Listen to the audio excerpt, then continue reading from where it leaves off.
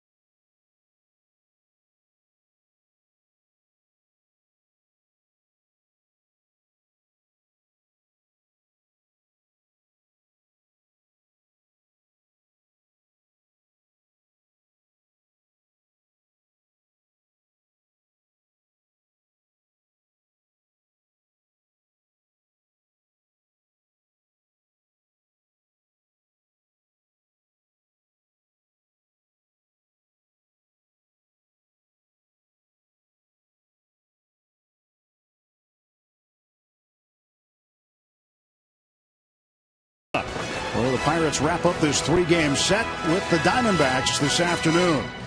And the bats have been coming around, especially of one Neil Walker. Back-to-back multi-hit games, and he has an 8-game hitting streak currently.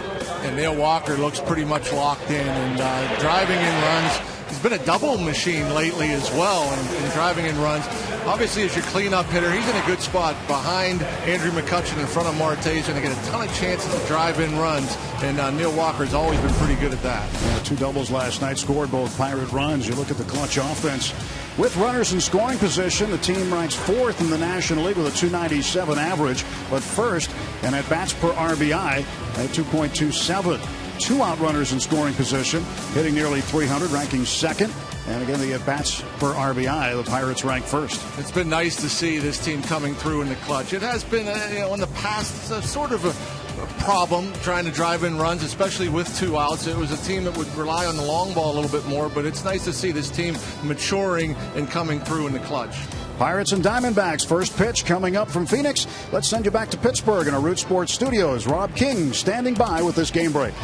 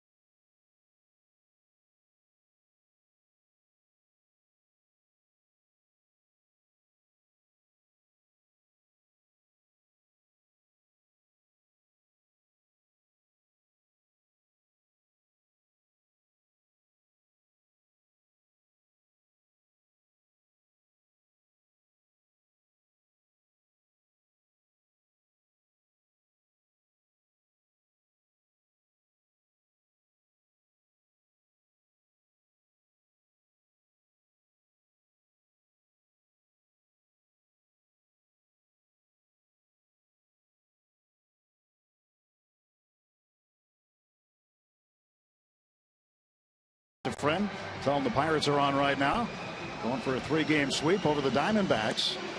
Josh Harrison will lead off for the Pirates, looking for a hit to get things going as the Buccos will line up this way. Kind of a familiar looking lineup now with Harrison, Polanco, McCutchen, Neil Walker batting 4th, Starling Marte in the 5th spot. Last night he had his 2nd game-winning RBI of the season with a 9th inning single scoring Walker. Pedro bats 6th. Jordy Mercer moves up a notch to the 7th hole. Chris Stewart catching today, batting 8th, and Francisco Liriano doing the pitching, batting 9th, facing right-hander Jeremy Hellickson. Another right-handed pitcher that's going to throw a lot of changeups. We saw it with Colementer. We saw it last night with De La Rosa and Hellickson as well. Will throw a fastball, changeup, curveball. At times he'll try to make a chase. He'll nibble. He'll pick. He's going to try to get you to swing at the pitches he wants you to swing at. And so you try to wait him out and get something over the heart. Diamondbacks defense presented by Honda in the outfield left to right. Inciarte, Pollock, and Trumbo. Tomas back out at third base today. Ahmed back at shortstop. And Jordan Pacheco doing the catching today. There is Yasmani Tomas out of Cuba. And here is Josh Harrison getting ready to go. Josh with a .221 average to start the day. And Hellickson's first pitch of the ball game. Foul off. 0-1 to Josh Harrison. Third straight day with the roof open, Rock. That's a hat trick. Yeah, very nice. Beautiful. I don't know if we've ever seen that out here. I've never seen clouds here. Yeah, this one is lifted into left field. Coming on Inciarte. It'll drop in front of him for a base hit. Leadoff single for Harrison. The Bucks with a man aboard right away. Have him even out for you, Jay Hay. At home there, especially the last week. He got a lot of bad luck. Hit some atom balls. Had some great plays made against him here. Stays on that breaking ball. Hits it a little bit off the end of the bat. And that's why the left fielder, Inciarte, couldn't make a play. Jay Hay with his 16th hit of the year. Pirates might try to run early with the combination of Hellickson and the backup catcher Pacheco. Polanco waits. That's ball one. And Gregory's doing a pretty good job lately, isn't he? Yeah, I think he's looked great. Hitting the ball hard, covering both inside and out. More patient than we saw at the end of last year. 11 out of 33 over his last 9 games. There goes Harrison. The pitch fouled back. Well, Josh looking to run. The Pirates want to test the arm of Pacheco, and also Hellickson's got a bit of a leg kick, so they think they might be able to move on it. Like Clint Hurdle early on.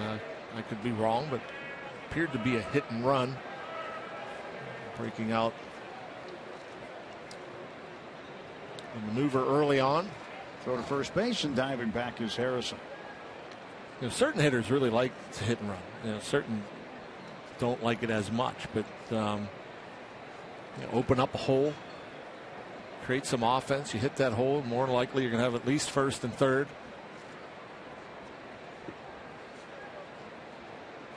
Polanco awaits the next offering from Hellickson. 1 ball and 1 strike to count.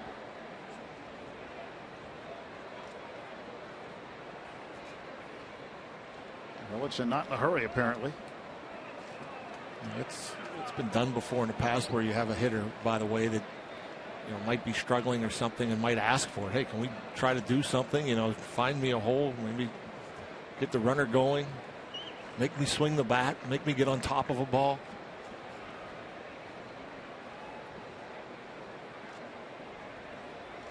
One in for a strike. 1-2. 89 miles per hour. That's about it. He'll average right around 89, 90 miles per hour with the fastball. You saw some late tail to it.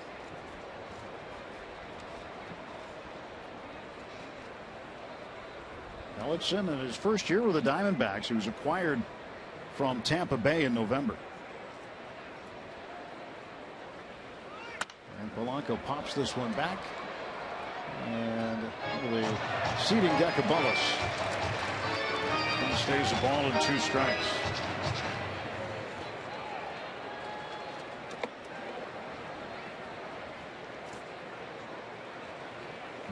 First career outing against the Pirates for Hellickson. It was the same situation last night for Ruby De La Rosa. Pirates got a up close look at his changeup. And very impressed with that changeup the Pirate hitters were.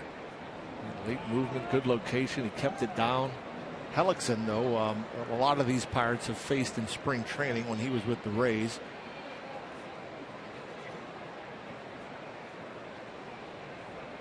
One and two to Gregory. Harrison, a leadoff single. He's at first.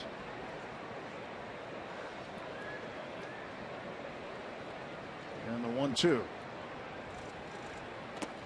2 balls, 2 strikes. Yeah, he's certainly in no hurry, Hellickson. We've had pretty good pace the last couple of nights, but he's only thrown 7 pitches. Seems like we've been here a while already. The new pace of play rules might not apply to him. It seems like everybody's been in a hurry.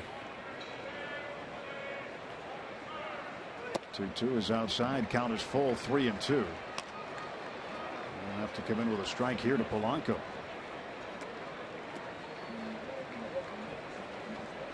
Andrew McCutchen waiting patiently on deck.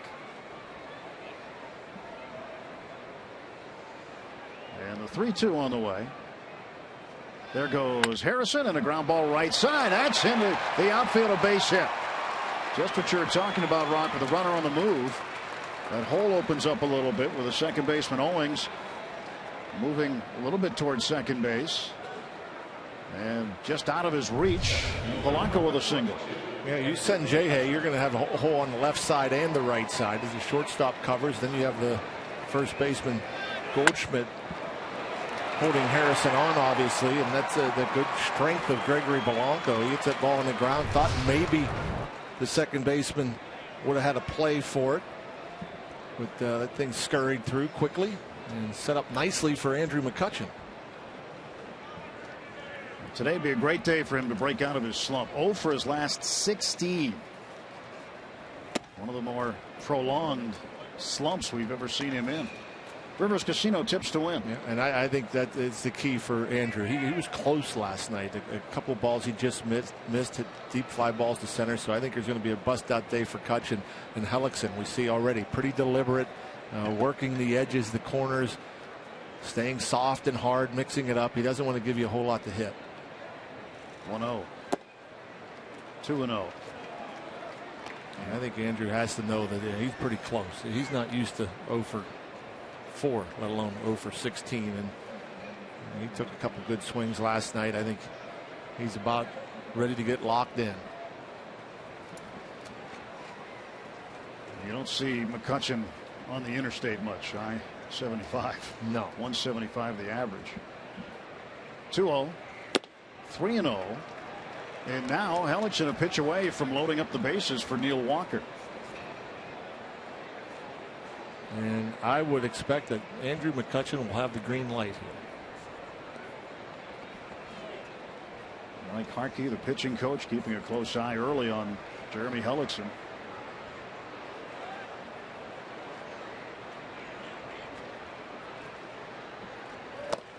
He did have the green light.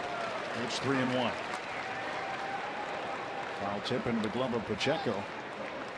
A pretty good location for a 3-0 pitch. He didn't give in and throw it right down the middle. That's on the outside corner at the knees. Still being careful. Catch a lot of room on the right side. Maybe thought he could poke one over there and get a run in. First and third, nobody out. 3-1 to McCutchen. And that is ball 4, and the bases are full of Bucks in the top of the first with nobody out. And the hot bat of Neil Walker coming to the plate. Just a few minutes ago, when we opened up the telecast, John, we talked about the Pirates hitting with runners in scoring position, and great chance here for Neil Walker to get the Bucks on the board first. It'd be nice to break it open early. Play with a lead, a comfortable lead. A gapper here would probably score 3 for the first time. A run will be driven in with less than 2 outs. 8-game hitting streak for Walker. Ball 1. And here, with Hellickson picking, trying to touch corners, changing speeds for Neil, I'm sure he's just going to look for one pitch, one location up until 2 strikes. Just look for something that he could drive, lay off everything else. Even if it's a strike down and away, look for something you can drive. And Neal pops this one up. Foul ground, playable for Tomas. And there's 1 out.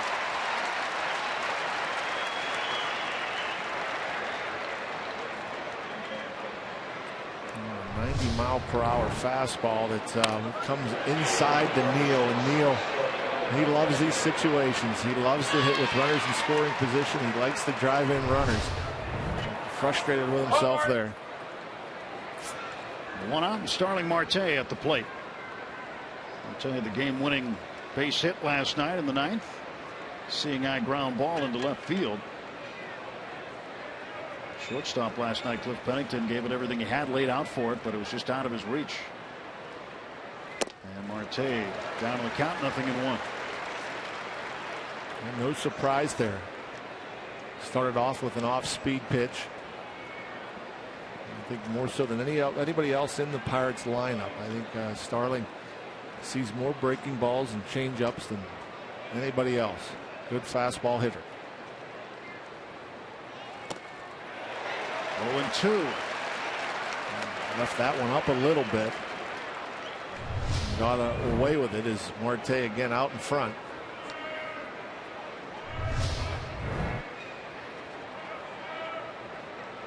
Runner on third, less than 2 outs. The runner has scored 3 out of 4 times with Marte at the plate. And Hellickson delivers inside. Got to figure 0-2. He's going to try to nibble. Tried to sneak one in there. Had Marte thinking soft. Went hard.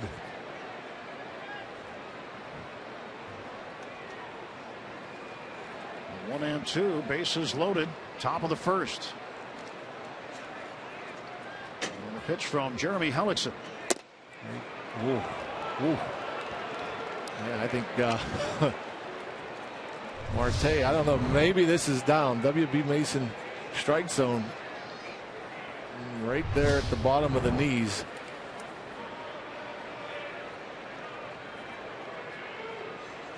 Two and 2 to Marte.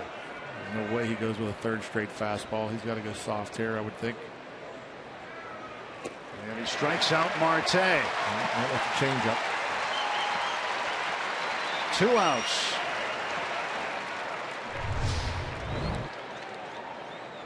That changeup pulls the string on it. The good downward action. Marte unable to lay off.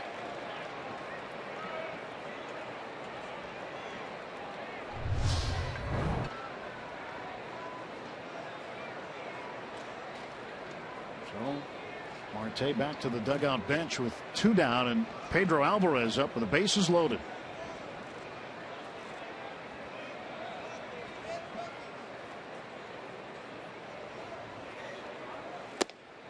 And a strike.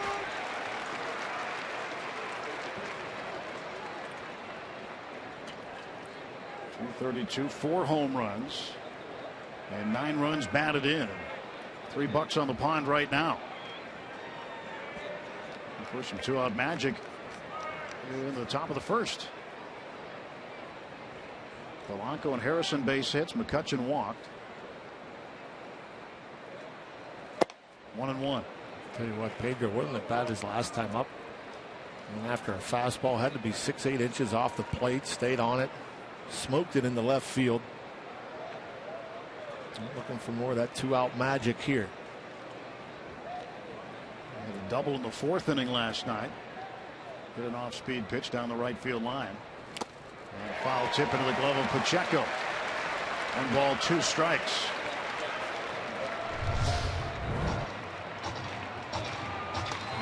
Another changeup.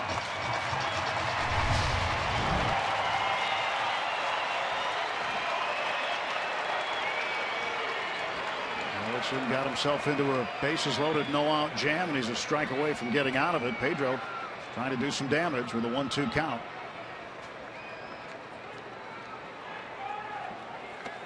Two and 2.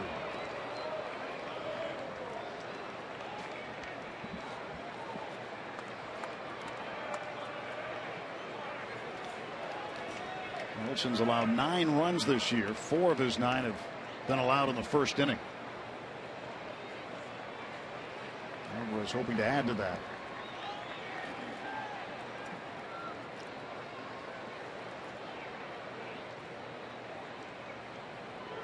Two ball, 2 strike pitch.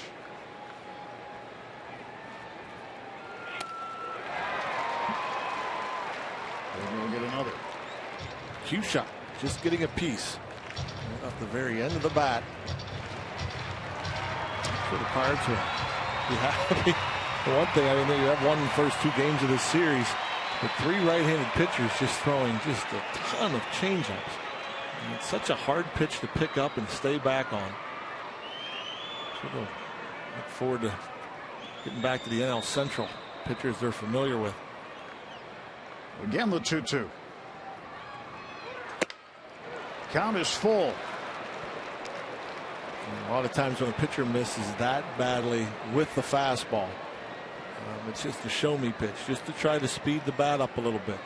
Show him the fastball to set up another off speed pitch.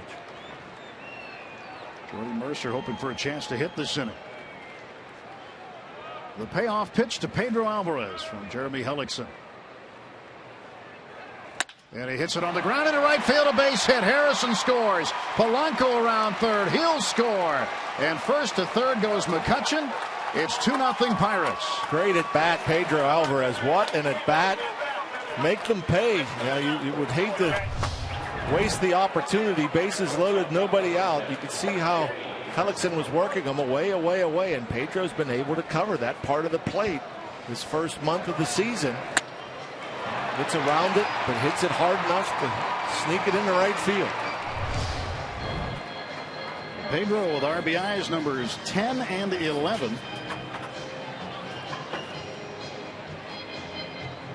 3-2 pitch, 2 outs, runners going, and put it into right field. And Hellickson, who was a strike away from pulling off a Houdini, had to get a visit from his pitching coach, Mike Harkey, and a 2-0 lead for Liriano. He hasn't thrown a pitch yet.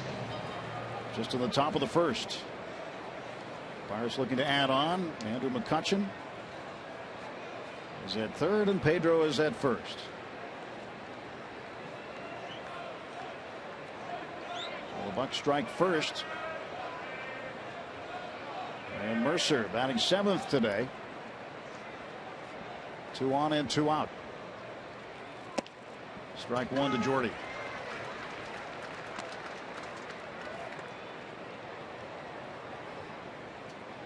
Mercer looking to pick things up a little bit average wise before the month is out. Doesn't want to come close to what he did last April, which he would tell you would be nightmarish. Yeah. Took him a little while to get going.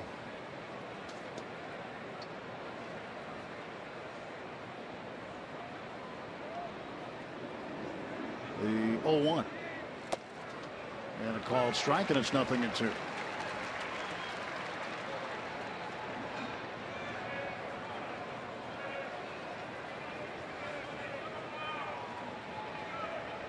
Well, we're at the top of the first.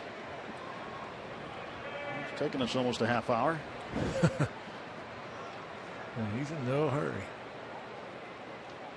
0-2 pitch. And Mercer stays alive. And you got to wonder too, John, for 31 pitches, takes his time in between, and he's getting the signs from Pacheco. He only throws 3 pitches, fastball, curve, change. How many signs does he need?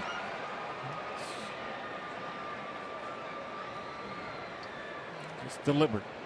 I don't think it has anything to do really with the signs. It's just the way he goes about his business. 0-2 to Jordy. And Mercer hits a line drive to Inciarte, who hauls it in. Hard hit ball, but results in the third out. Pedro Alvarez, a 2-run single. 2-0 after a half inning. Pirates lead it.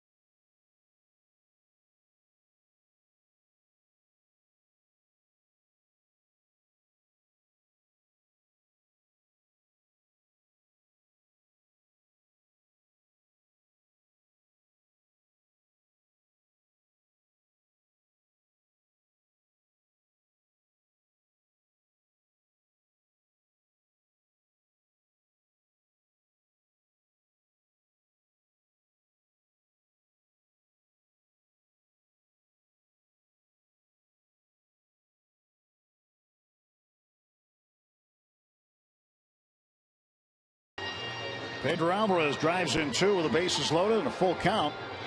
And the Buccos with the 2 spot on the board for the Arizona Diamondbacks. Lineup presented by Honda. Ciarte leading off, then Pollock and Goldschmidt batting third. Trumbo cleanup, Tomas fifth. Chris Owings, the second baseman, over the last 5 games is 9 for 21 with 3 extra base hits and 5 runs batted in. Jordan Pacheco is catching. Nick Ahmed batting 8th.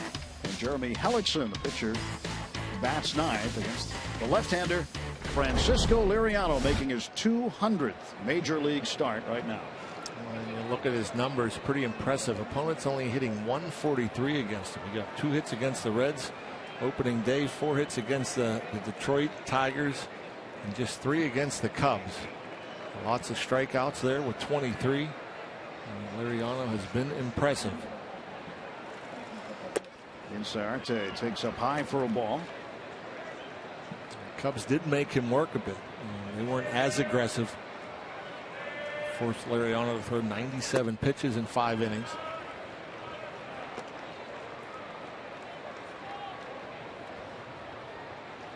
Regular season and postseason, there is one team Liriano has yet to register a win against.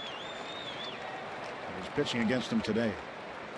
He doesn't have a regular season win against the Reds. He does have a postseason win against the Reds, but he's never beaten the Diamondbacks. He would love to get a win today.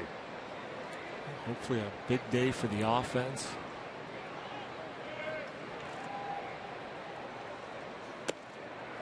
Strike called inside, and Ciarte was making plans to travel down to first base.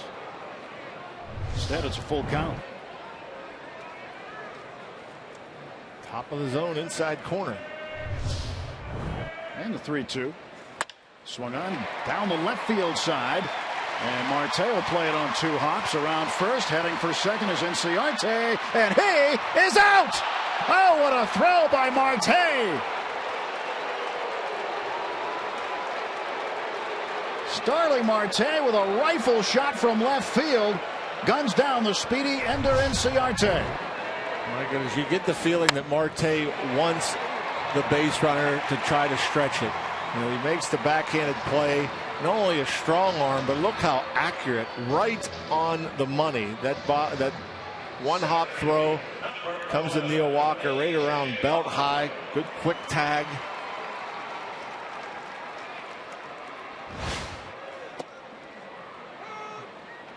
As a left fielder, that's the 14th career assist for Marte.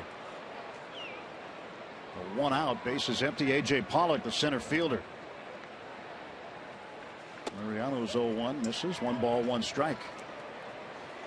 That's a pick-me-up for Liriano, too. I'm sure, Liriano appreciates the 2 quick runs before he takes the mound, but that's a long time to wait before you throw your first pitch. I'm sure most starting pitchers would probably like to pitch at home because they go through the routine and they know when they're going to take the mound. And Liriano had to sit in that dugout for quite some time, but I'm sure he appreciates the runs. 1-2, and that is dropped by Stewart. Foul ball. Chris Stewart catching today. Francisco Cervelli sitting this one out, being a day game after a night game last night, or really a late afternoon, early evening game last night that began at 10 after 5 local time. 1-2 to Pollock. Popped him up. Walker. 2 down.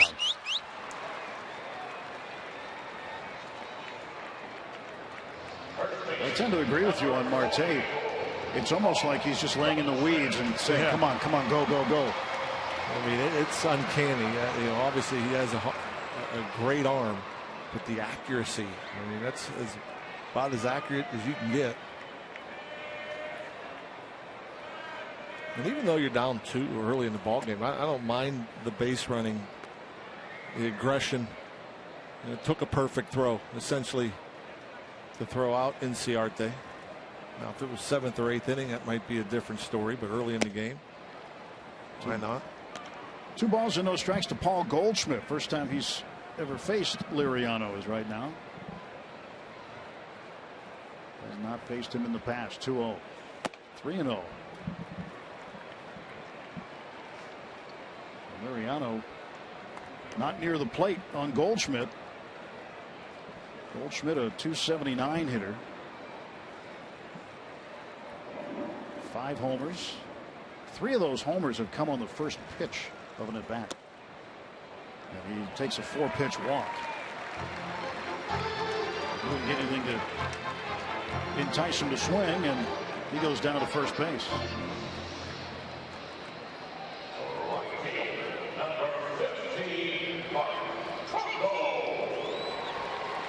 Liriano's going to use a slider a lot.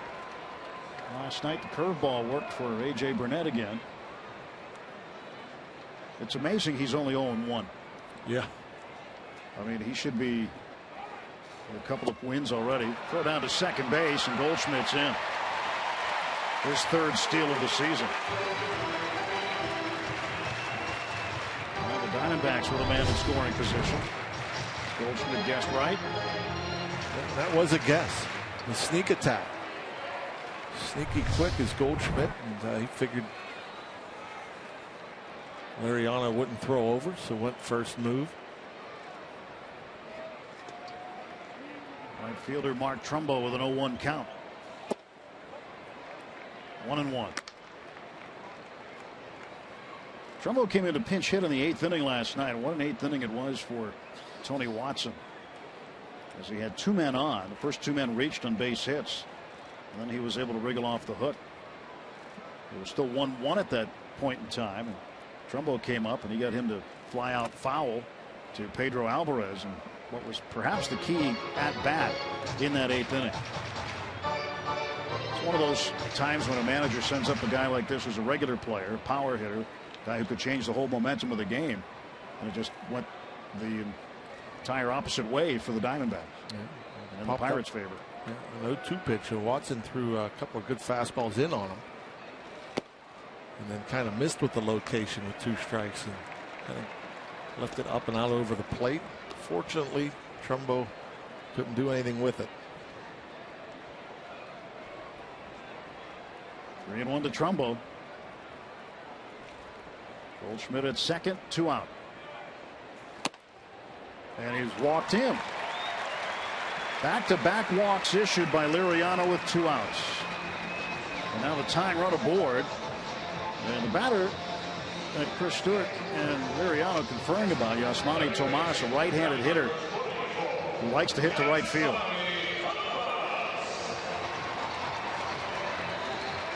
He's been touted as a power hitting prospect, and had shown that as a professional player in Cuba, and also in the World Baseball Classic in 2013 representing Cuba. But so far in his big league time, his manager Chip Hale has only seen him hit the ball to right field. Pretty much looking for his first RBI. And the pitch low for a ball. That didn't miss by much. Pretty much right where Chris Stewart set up. Tomas makes his home in Port-au-Prince, Haiti. And a swing and a miss, 1-1.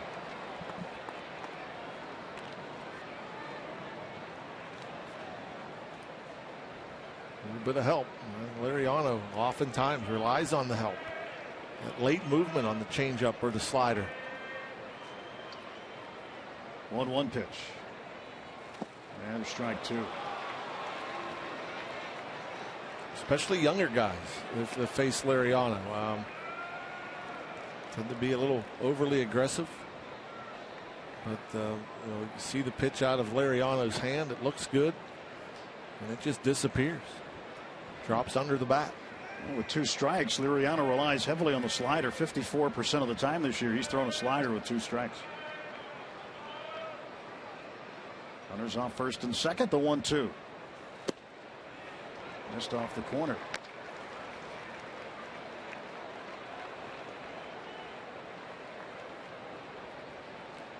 Count is even to Yasmani Tomas. 2-0 Pirates. Bottom of the first. Got him. So Tomas strikes out. Well, the Diamondbacks leave too. They get one hit.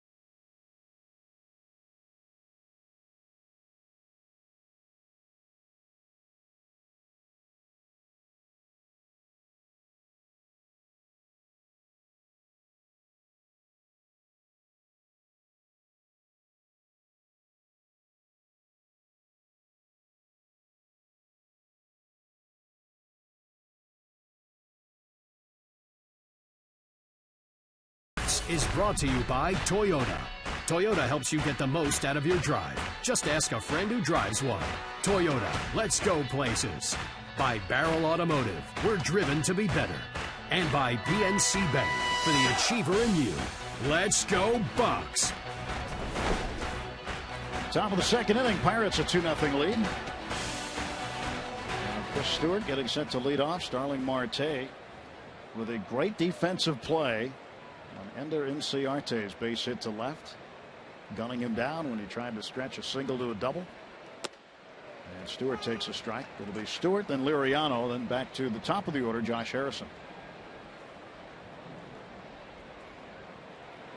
Stewart hitting .222. He's 2 for 9.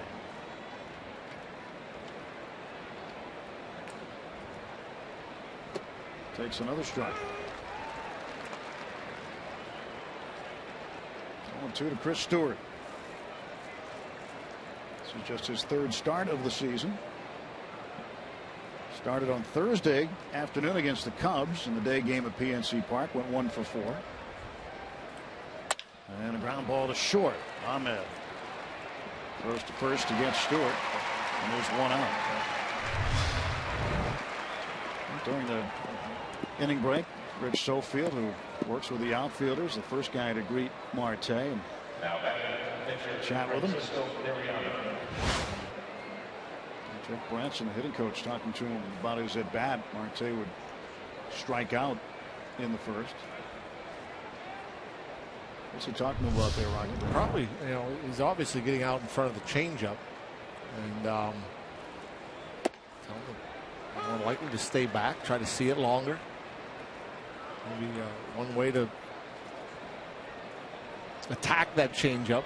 I mean, you still got to respect the fastball, is to maybe set your sights on hitting the ball the other way. It'll allow you to see the ball a little bit longer. Keep you from jumping out there. And I'm sure Sofield told him to get the ball down when he throws it in from left field. The ball came to Walker's waist from deep in the corner. Should get it down around the shoelaces so you don't have to reach so far for the tag. Pirates starting pitchers have had hits in back-to-back games. Cole and Burnett. So Liriano hopes to keep the streak going this afternoon. Jeff Branson talking with Brendan Huttman. Pirates strength and conditioning coordinator. And out on strikes on a breaking ball. Liriano watched it, and there are 2 out. Fans get to the game Thursday, May 7th, when the Pirates take on the Reds at 7:05 in a Central Division showdown. Be one of the first 20,000 through the gates and receive a Clint Hurdle Gnome. Presented by Trip Total Media. For tickets, go to pirates.com. Of course, May 10th is Mother's Day. You get the Pirates tote bag. All the moms and the tennis. So a combined message there for you. Next homestand, some good giveaways. 2 outs, and here's Harrison. Breaking ball low. Josh 1 for 1 with a run scored. Alexson got the first 2 men out after a 32-pitch first inning. Strike call.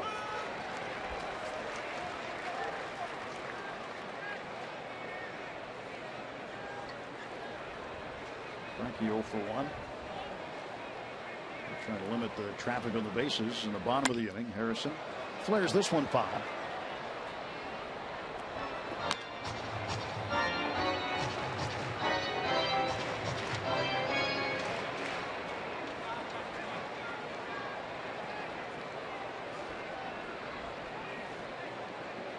One and 2 the count. And Harrison in the air to right. Trumbo drifting over. And that's a 1-2-3 top of the second inning. After an inning and a half, 2-0 Bucks.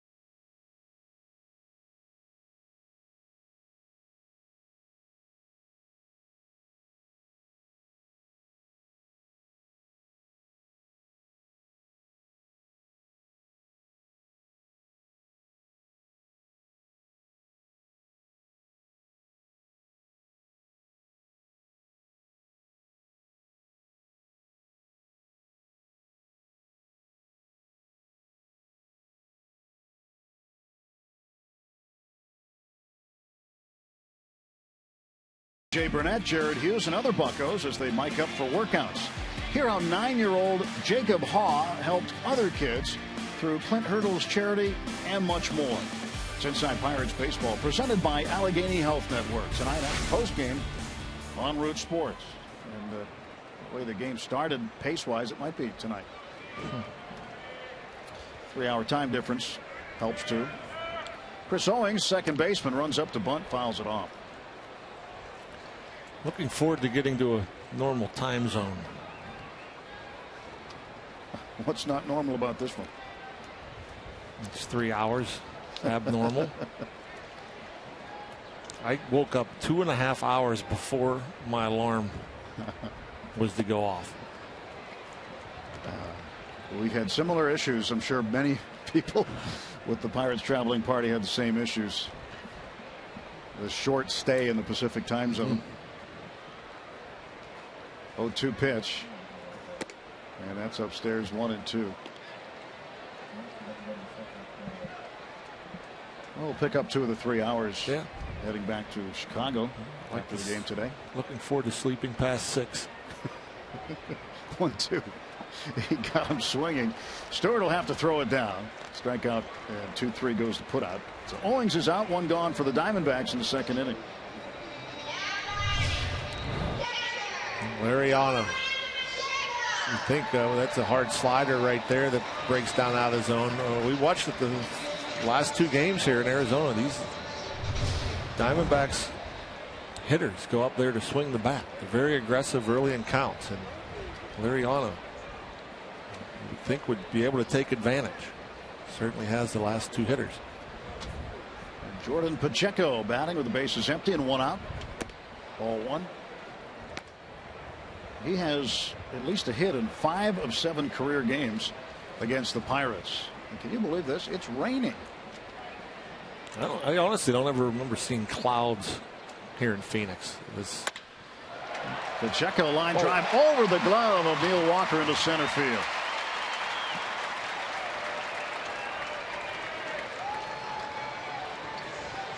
Clouds, I've seen drizzle, windy. That'd be a good 75, 80 degree wind chill factor.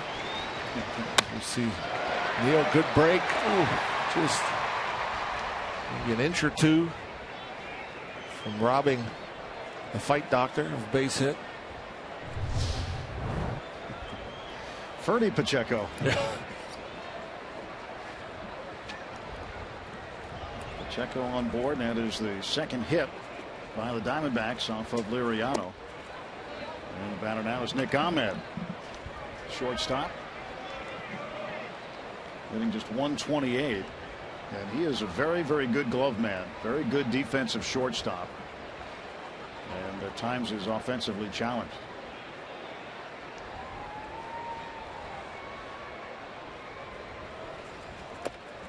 Two and 0.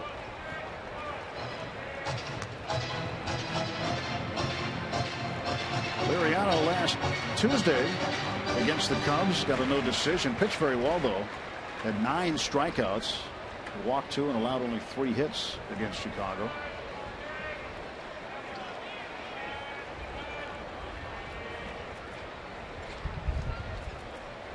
The 2-0. Foul off. 2 and 1. Cubs won today, by the way, John. They beat Cincinnati 5-2 in Cincinnati. They were rained out yesterday. Got the game in today. Miguel Montero, former Diamondback, had a home run for Chicago. And a sun shower here. There's the rainbow. 2-1. Now it's 3-1. We're in a dome. The roof is open. It's raining and it's sunny.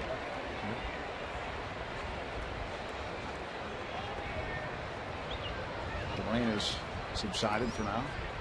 You can see the flag's not doing a whole lot, but believe me, it's windy. Full count, 3-2.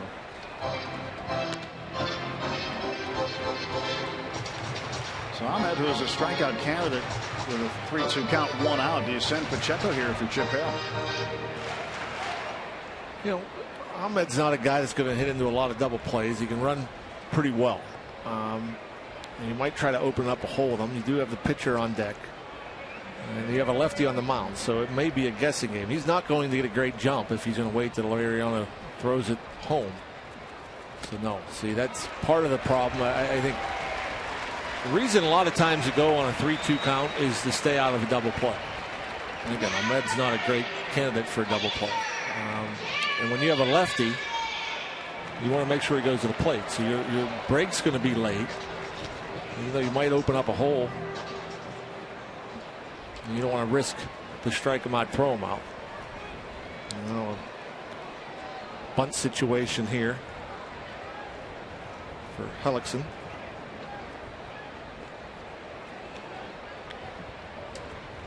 Well, you walked the number 8 hitter with a 128 average. That's tough. Now Hellickson's going to try to move 2 men over. Maybe. Showed bunt and pulled it back. Now he's going to bunt. Throw back down to second base, and they got him. Oh! Safe is the call. Did Mercer miss the tag? The throw was there in time, and it looked like Pacheco was a dead duck. It sure did. The throw definitely beat him. The catcher always looks for this. He always looks for the pitcher to bunt through and to get that guy at second leaning the wrong way. Man, this will be reviewed. I mean, it looks like that tag, that wasn't a good view, but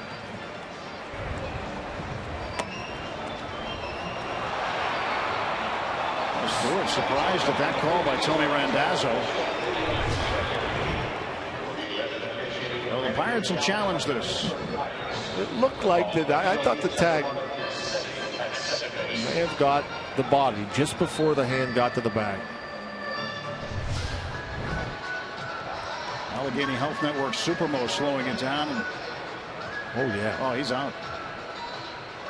This play, it's a quick review. The umpires are done already. They overturned the call. So 2 men out as Chris Stewart picks off Jordan Pacheco.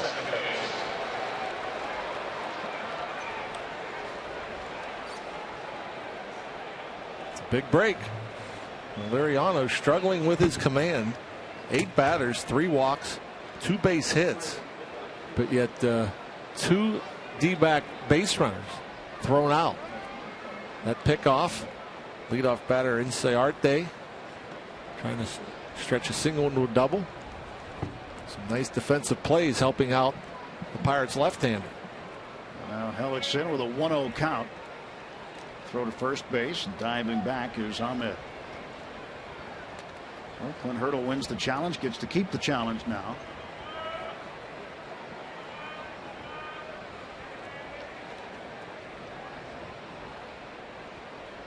Use it again if he needs to.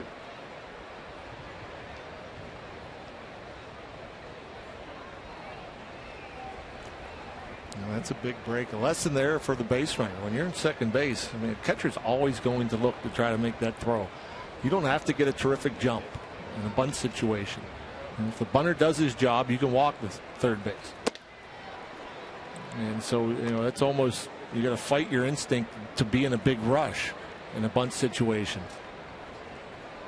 Pacheco caught leading the wrong way when he had no business doing so. 2-0 pitch. Fouled off, and it's 2-1. Hellickson 0 for 6 on the season. Batting with 2 outs and a runner at first. Pirates up 2-0, bottom of the second inning.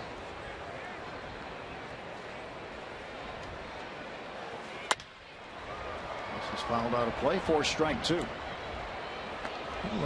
Pretty decent swing from the right-handed pitcher Hellickson. Pretty good athlete coming out of high school. Yeah, he was a basketball player that was recruited to go play basketball. There's a look in.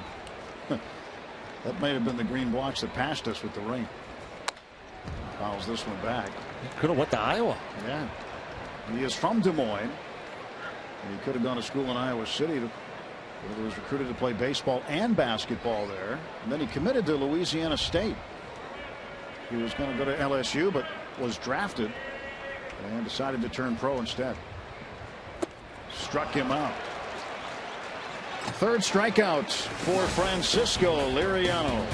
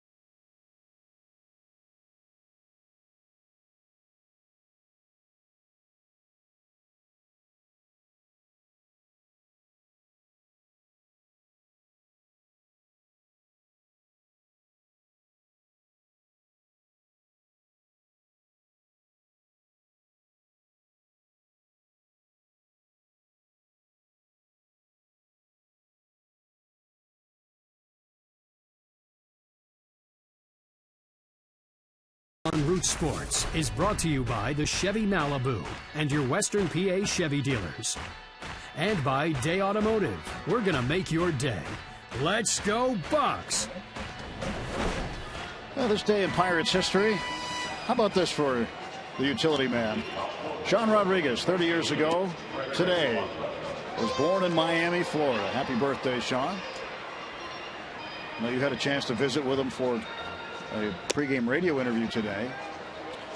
Good stuff from Sean. Tell you what, very passionate about the game of baseball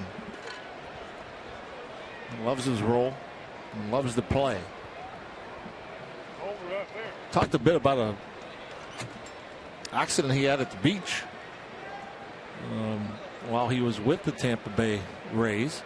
Was playing around on the beach with his kids and got stung by a ray. Is that right? Stingray got him. He didn't know what it was.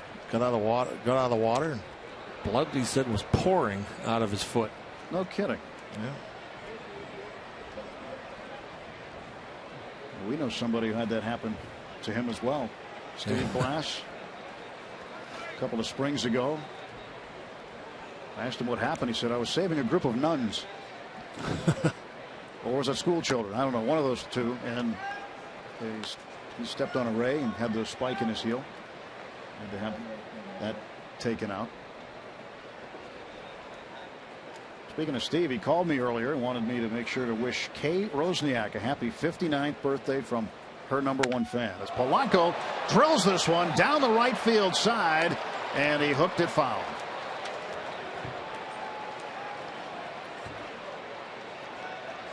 Just a little bit too early, but I tell you, when he barrels the ball up, it jumps off of that bat.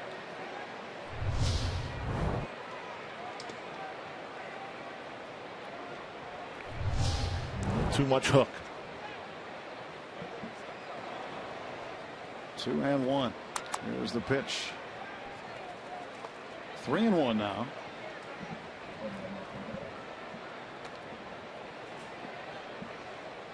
Polanco, McCutchen, and Walker this inning against Hellickson, who retired the side in order in the second. Pirates picked up 2 runs, sending 7 men to the plate in the first.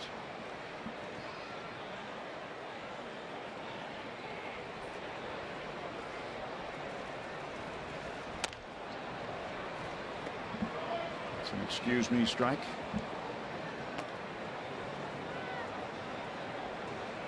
Full count to Polanco inside Chase Field. 3 days straight with the roof open. Greg and I were talking the other day. He couldn't remember seeing one game with the roof open here. But it's like a different ballpark. It's really neat. Much better with the roof open. Payoff pitch. And Polanco hammers it to center. Deepest part of the ballpark. Waiting for it on the track is Pollock.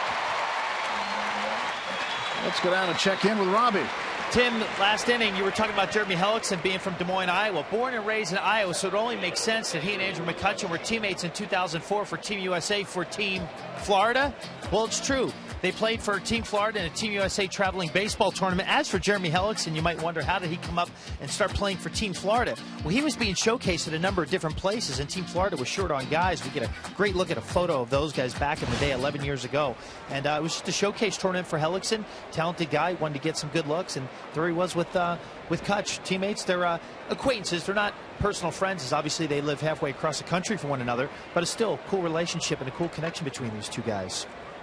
Yeah, the baseball community, you never know who you're going to see down the road. But neat picture, Robbie.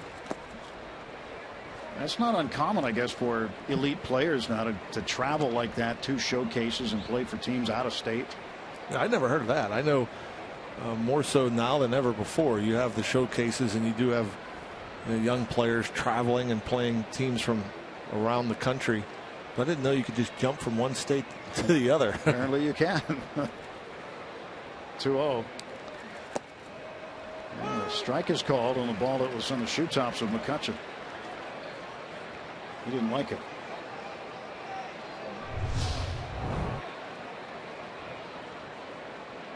Yeah, that ball a little bit down. 2-1 pitch.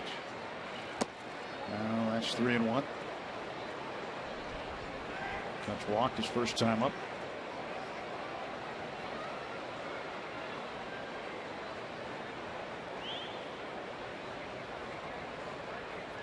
The 3-1. Final 3-2. Clint was telling me earlier today he doesn't remember ever seeing Kutch in an 0-for-16 slump. He said, but we all know what he can do, and when he gets out of it, it's going to be a lot of fun. Nobody's better when he gets hot. Few are better when he's just average. And you rarely see him go through much in terms of struggles. Walk for a second time. Pirates with a base runner here in the third. As McCutchen says, please take this.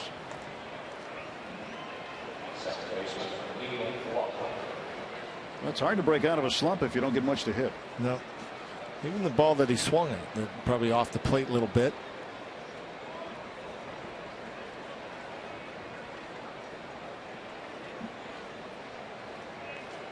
Neil Walker a bit frustrated after his last at bat. He had the bases loaded, nobody out, popped up and foul ground to the third baseman Tomas.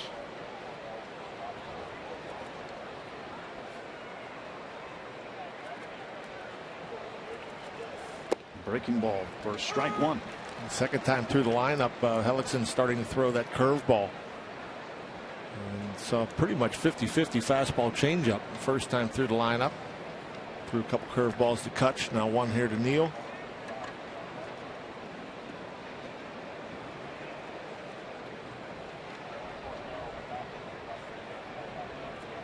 One pitch to Walker. To left field. That's a base hit. McCutchen's going to stop at second base, and Walker with a 9-game hitting streak. Nice piece of hitting. Neil Walker going with the pitch. The pitch is away from him. Maybe off the plate away. You saw the run on that fastball. And off the end of the bat. Pretty looking swing.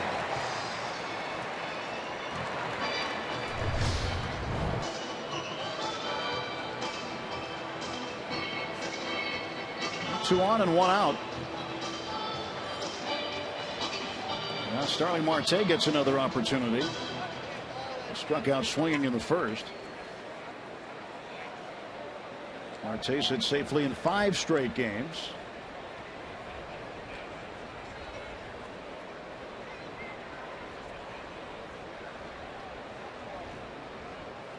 Good speed at second with McCutchen. Walker behind him at first. The pitch. Ball one.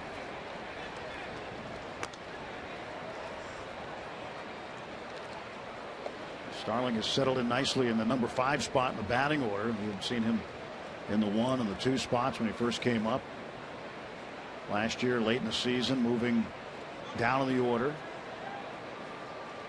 And the Pirates really like him hitting behind Walker. That 5-hole.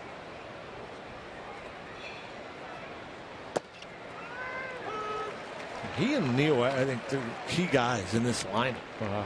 Obviously, we got speed up top with Harrison Polanco, and then your former MVP and McCutchen.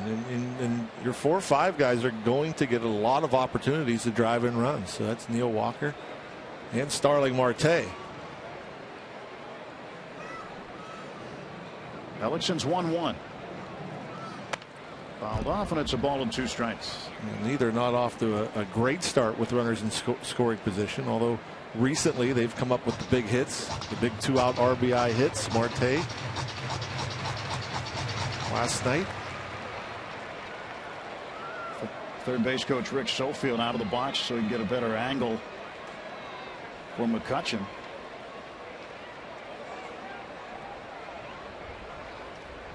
See him moving back and forth. It's the third base coach's stance. Breaking ball, swing and a miss, and down on strikes for the second time is Starling Marte. You like what Marte's done, the power numbers, 5 home runs, 13 RBIs, but now just 4 for 20 with runners in scoring position. Pretty good curveball there, breaking down and out of the zone.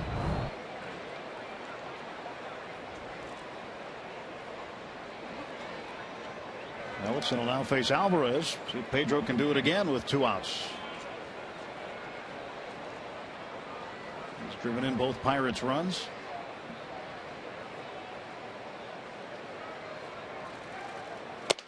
Ooh, down fastball.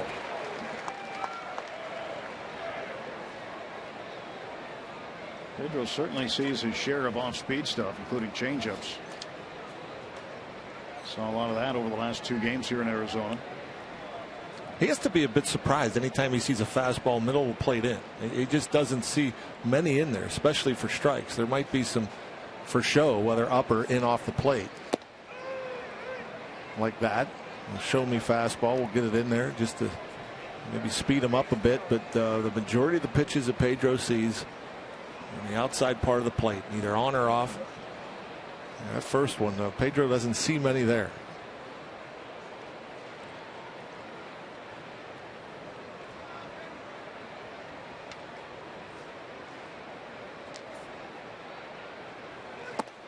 Two and one.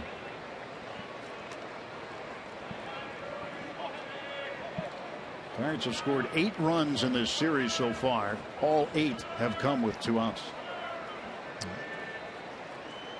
It's been clutch.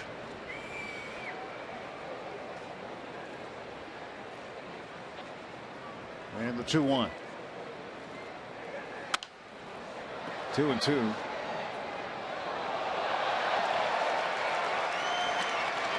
Even count on Pedro.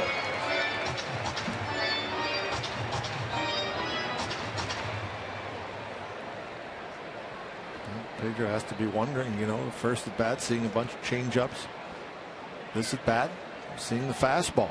3 out of 4 pitches.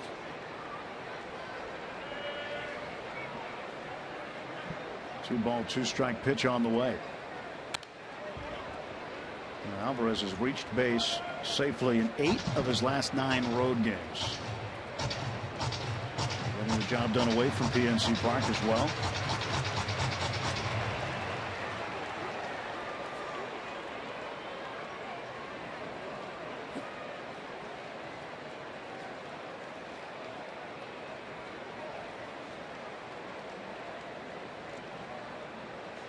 Ellickson's 2-2. Got him swinging at a breaking ball. Pirates lead 2 and lead 2-0.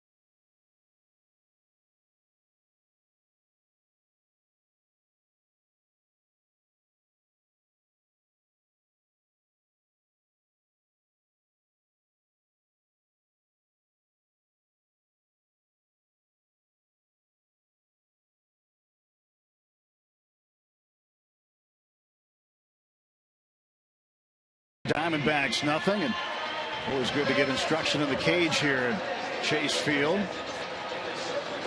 One of the nice features of this ballpark. It's not too late to get on board with Bucko Baseball as a season ticket member. Personalize your membership with the games and benefits that fit you best. Access postseason tickets, special events, exclusive communications. You can be a part of the team. Call 1-800-BUY-BUCKS for more information, or go to pirates.com/membership. Ender Inciarte, the leadoff man, starts the bottom of the 3rd for Arizona. Singleton was gunned down trying to stretch it to a double. Marte threw him out. Fastball missing. 1 ball and 1 strike. 3 walks already for Liriano. 1-1. Poke foul back to the screen. 1-2. And he's one of those pitchers, John, that throws strikes without throwing strikes. Probably more than any pitcher we see all year. Yeah, and you know, he dodged a couple of bullets through the first couple of innings. I think Liriano will make the adjustments, find that form, that control. Like last season, he had the lowest percentage of pitches thrown in the strike zone for a qualified starter. It's 35% of the time you'd get a strike in the strike zone. Yeah, but yeah, when you have the stuff that's that good, you don't have to throw it in the strike zone. Oh, this one's poked, and where's Harrison? There he is. Josh makes the play, and Ciarte is out. Looked like off the bat that one had enough on it to get over Josh's head, but Josh played it well. 1 out. Trying to now face the center fielder, A.J. Pollock. It's one of those where if there's not 2 strikes on the batter, and Ciarte has at least a single, that's over his head because Josh would have been playing in, but with 2 strikes playing back, able to get back easily. Strike call.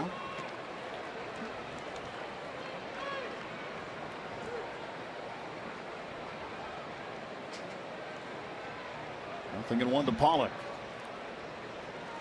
Pretty good start to the season at .339. He was .344 coming in. 50 pitches now for Liriano. 1-1.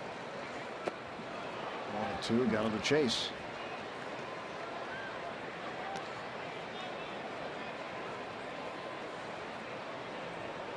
Pirates head to Chicago tonight after the game. Start a 3-game series tomorrow night with the Cubs at Wrigley Field. 1-2 right there, called strike 3. That's his 4th strikeout. You almost see a more confident Liriano being a more aggressive here these first 2 batters in the 3rd. 95 miles per hour. Pollock didn't seem like he liked it, but that pitch, good bit of that inside corner. Liriano walked Paul Goldschmidt on 4 pitches back in the 1st inning.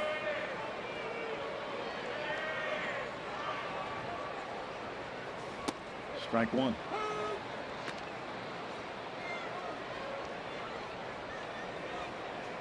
See where the Cardinals lost today, John. Milwaukee beat them 6-3, and they've had another big loss. Unfortunately for Adam Wainwright, it appears an Achilles injury, his left ankle.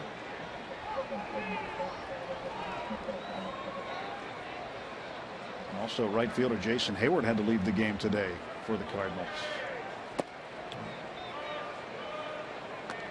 They've been on fire. They won 9 of 10.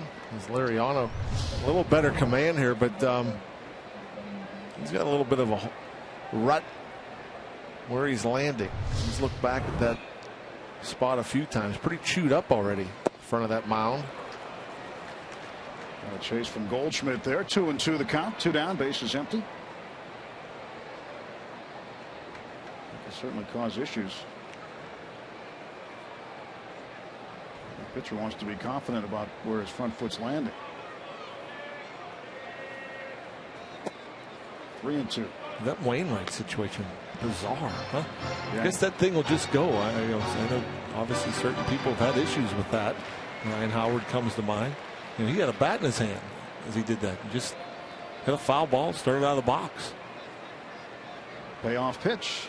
Up high, ball forward. He's walked Goldschmidt again. 4th walk for Liriano.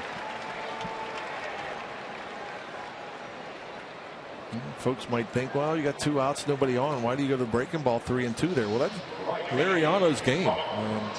Wouldn't matter if there's nobody on or the bases loaded. He oftentimes, behind the count, goes to an off-speed pitch. Usually has a little better control with it. Just let that one go a little too early.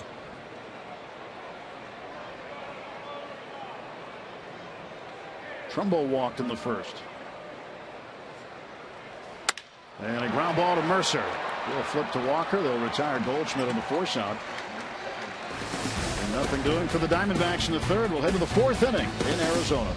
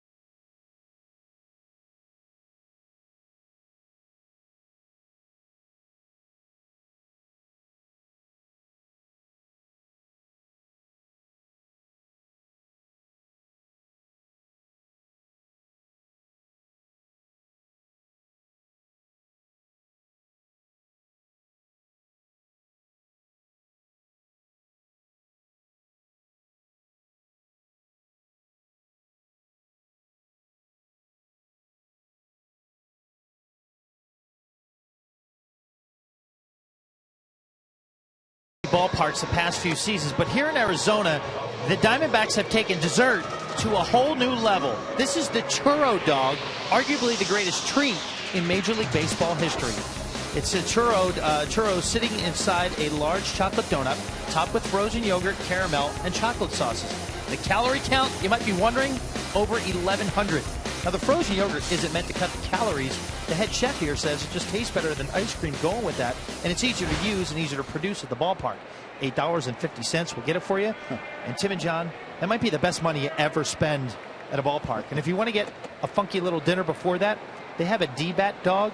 It's an 18-inch corn dog stuffed with cheddar cheese, jalapenos, and bacon, served with a side of fries. So if you want to run up your calorie count, you can do it right here in downtown Phoenix. Yeah, it's a penny a calorie for the churro dog. How about that one, Rock? Sounds good, both of them. Jordy Mercer lifts this one in the air to center field. And underneath it, Pollock. He's one out for the Pirates in the fourth. Nothing like a churro. Ballpark sliders over there. I know the only problem with our booth location is it's not close enough to the food for you. You know, it's Bob Brenly was saying that good food around here. He oftentimes goes a level below. I meant to do that today and forgot. Chris Stewart at the plate with one out, takes a ball.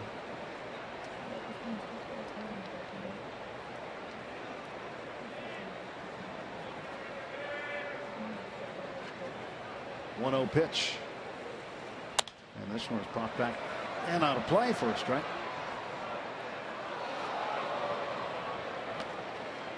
Must be in the front row.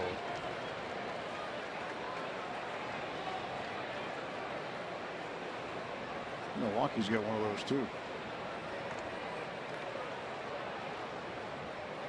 Plenty of food around the yard. Don't go hungry at the ballpark. 2-1.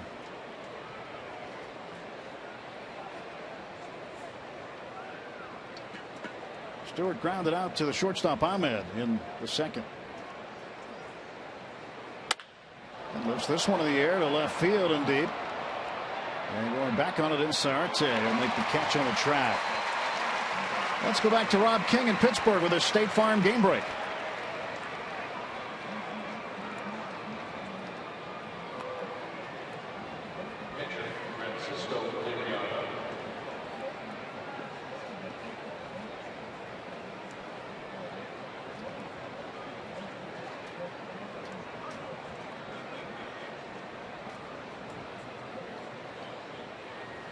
What a play. There's Liriano. 2 outs, takes outside.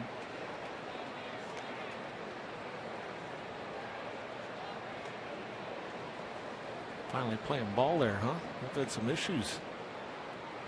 Crazy games in Chicago. Yeah, fights, weather.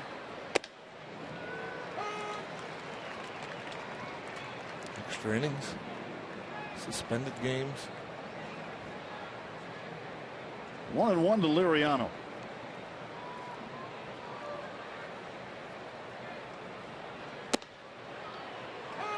It's 1-2.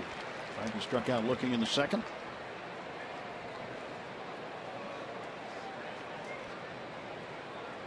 Liriano's career batting average .088. That Pirate fan needs to get a churro dog to wash that down with. And he's down on strike swinging this time. 1-2-3 go the Bucks in the top half of the fourth. You won't go hungry at Chase Field, that's for sure.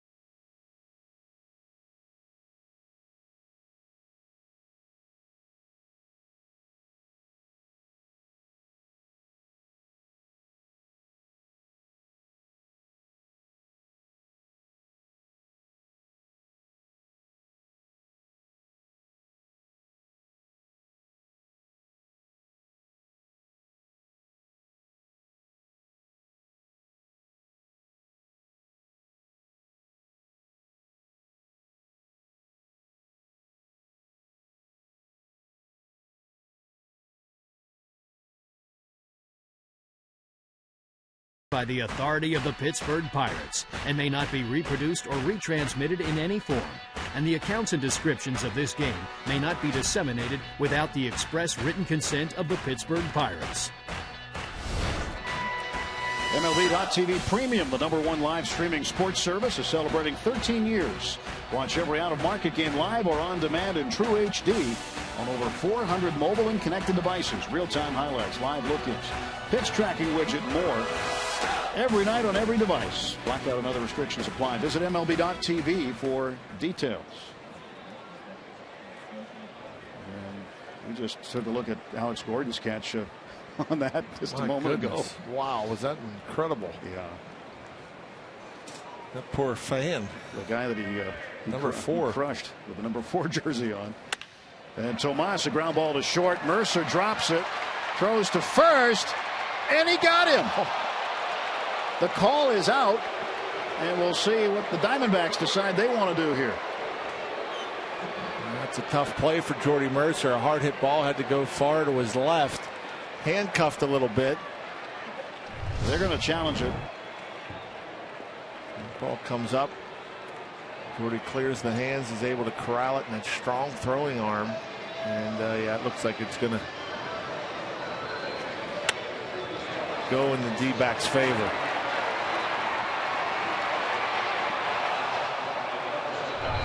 So the umpire Phil Cuzzy making the call out. So he gets on the headset with the crew chief Jerry Davis. Chip Hale wants a challenge. The last challenge that Clint Hurdle had took just 28 seconds on the pickoff of Pacheco at second base back in the second inning.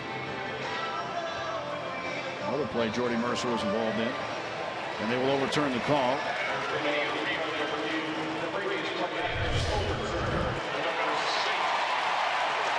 There's been a lot of calls. I've never seen so many calls overturned or confirmed so quickly. Clearly see there that Tomas beat the throw. So that'll be an error on Mercer. And the leadoff man is aboard for the Diamondbacks in the 4th inning. Chris Owings, second baseman, at the plate. Ball 1 to Owings. So it took just 39 seconds for that review. 11 seconds longer than the first review in New York today. Yesterday, didn't we have one that was 3 minutes and 43 seconds? Yeah, long one. 1-0, cut and a miss.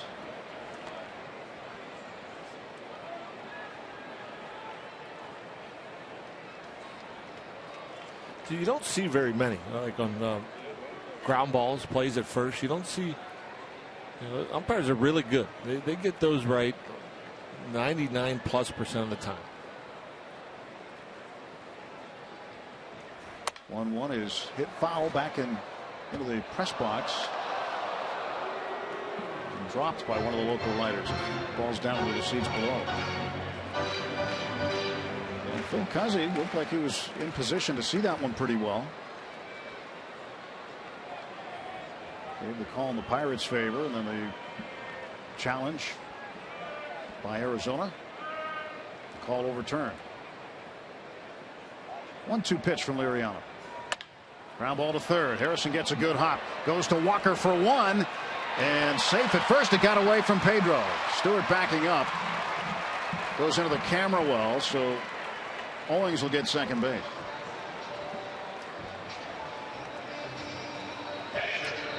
Too much speed. Owings hustling down the line. Jay got it to Neal as quickly as he could. Neal to Pedro as fast as he could. Pedro, a little inexperienced still over there. I'm sure as he plays more games, gets more reps, will realize, feel that base runner's foot hit the bag and just come pull off, just make the catch. Really trying to stretch there. Pedro's second error of the season. 1 out. Jordan Pacheco, the catcher. He's 1 for 1. Strike 1 to Pacheco. 214 on the season. Backing up Tuffy Gosewich. Gosewich not in today. He's got a lot of fans in Western Pennsylvania. Part of his family from there. From the Newcastle area.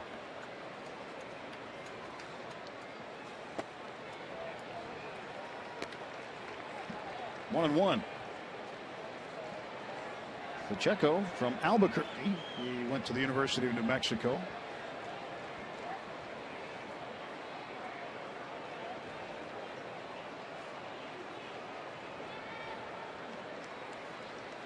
One pitch. Swing and a miss. Out in front.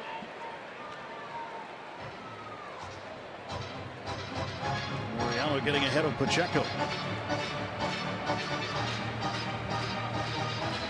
Pirates a 2-0 lead. Diamondbacks hitting in the bottom of the 4th. Bucks scored both runs in the top of the 1st. Forced Jeremy Hellickson to throw 32 pitches that half inning.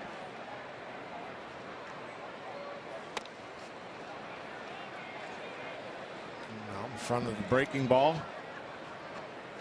Just getting a piece. And you can tell they got some good food here. Lots of long lines. You never get to experience that. No. No, that's the problem. You can't just get up and go down to the concession stand when you want. I love going to the ballpark.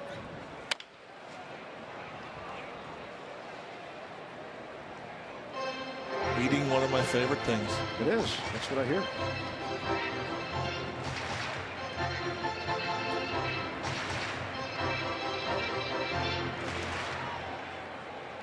Big bowl of popcorn. That's a little boring. Nowadays at the ballpark, so many different kinds of concession stands and lots of options. 1 ball, 2 strike pitch to Jordan Pacheco. Strike 3 call. 2 men out. 95 miles per hour. I'm guessing Pacheco was sitting off speed. That fastball pretty much right there. Froze him.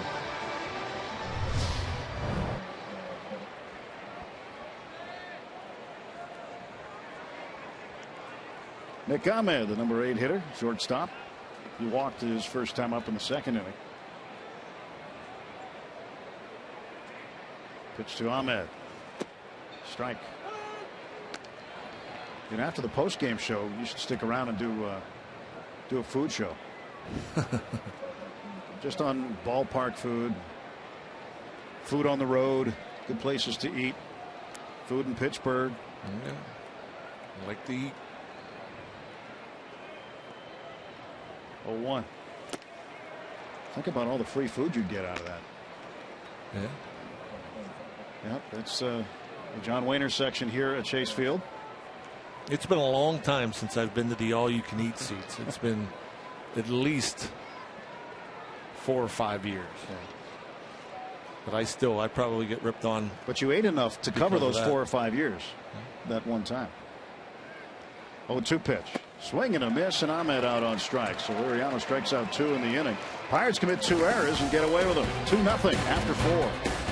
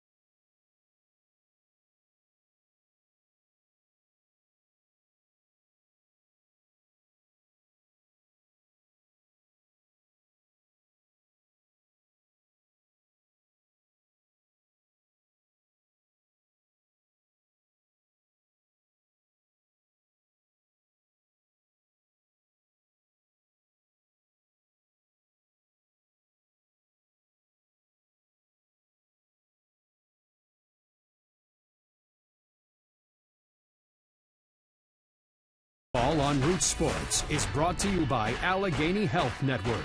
Health for all. By Kenny Ross, Ask a Neighbor. And by Levin Mattress, located in all Levin furniture showrooms and freestanding stores. Let's go Bucks!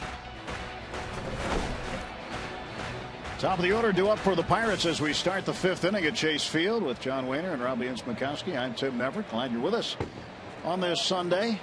We come to you from the Arizona desert. Pirates have won the first 2 games of this series. Won 4 straight. That's a season high.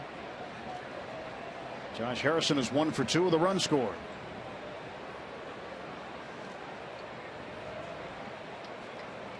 Jeremy Hellickson waiting to deliver. And he's inside for a ball.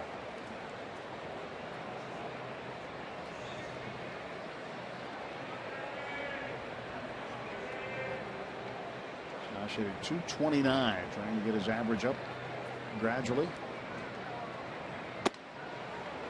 2-0.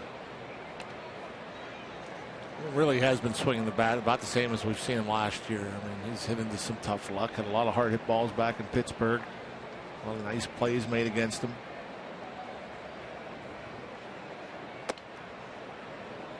Three balls, no strikes. Let's see if we can get a free pass. Josh will be taking all the way here, my guess. And he takes a strike. You'd like to see that same pitch.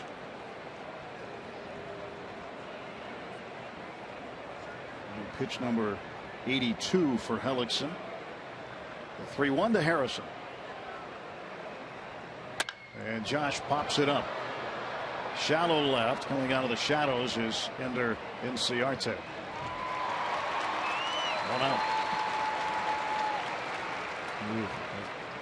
Pretty good swing from Josh, just underneath it. Pretty good fastball to hit. Hellickson got away with one.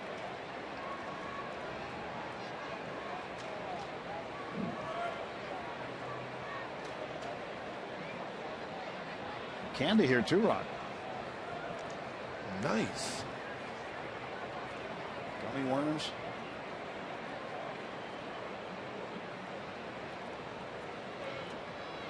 Gregory Polanco takes a strike.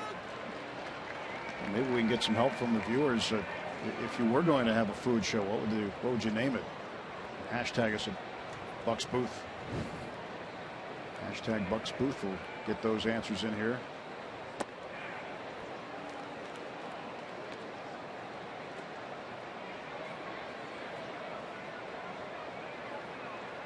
One and one to Polanco. He is 1 for 2. Flied out very deep to center field in the 3rd inning. Hit it to the deepest part of the ballpark. 413 area in right center field, and A.J. Pollock tracked it down on the warning track. Base hit, scored a run in the 1st. That's a big area out there in deep right center. And you got to get it up and over the balcony to get it out of here. I wonder if the ball doesn't carry as well here when it's cooler. I'm sure with the roof open, maybe makes a difference compared to when the roof is closed. This is a park typically where the ball travels very well.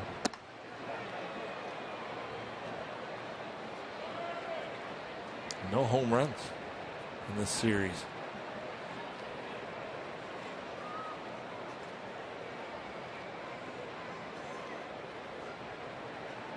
Three-two pitch to Polanco. And Gregory, the breaking ball into short left center field. That ball's going to fall in for a hit. And Polanco, big turnaround first. Gregory's 2 for 3.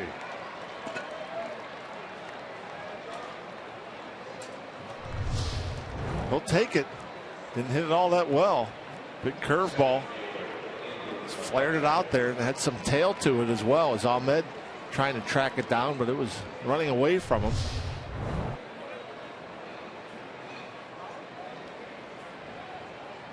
Now, right now would be a great time for Andrew McCutchen. See if he gets anything to hit this at bat. He has walked twice. Mired in an 0 for 16 slump. 1 out, Polanco at first. Gregory is back.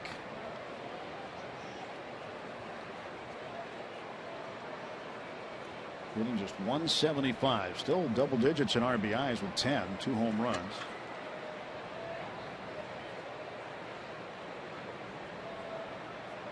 There goes Polanco. He shut it down. Started to take off. Big secondary lead. Polanco leads the team with 7 steals.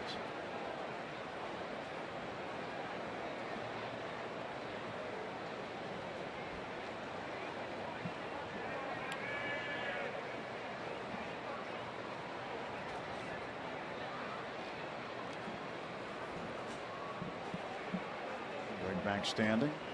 He was picked off last night by Ruby De La Rosa.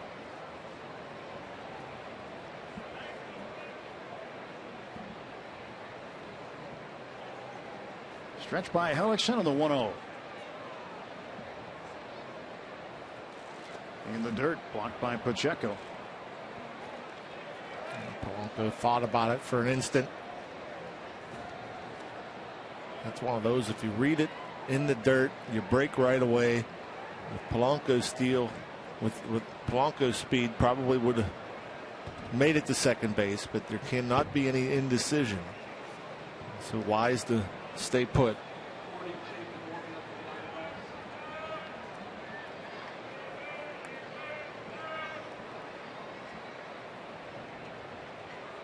McCutchen waits for the 2-0 pitch. And there it is, a base hit to left field. Solidly struck by Kutch. Back-to-back hits. And now the Pirates, with one out, have runners at first and second. And this pitch is right down Main Street for Andrew, and he gets the barrel to it. So breaks out of the 0 for 16 slump. And when he gets locked in, that fastball right there, he gets backspin to it an awful lot of the times. But that's a step in the right direction for Andrew. First hit in the last 5+ games. So an RBI chance for Neil Walker. Walker's 1 for 2, singled in the 3rd inning. 279 average for the Pirates second baseman. Polanco at second, McCutchen at first, 1 down. Hellickson delivering to Neil Walker. Ball 1. Neil came up with the bases loaded and nobody out in the first, and then popped up foul. Xander Chafin, left-hander, warming up, or looks like he's already warmed for Arizona. When you have an at-bat like that, Rock, and you're an RBI guy, how soon can you flip the switch on that and put it in the back burner? Yeah, it's forgotten.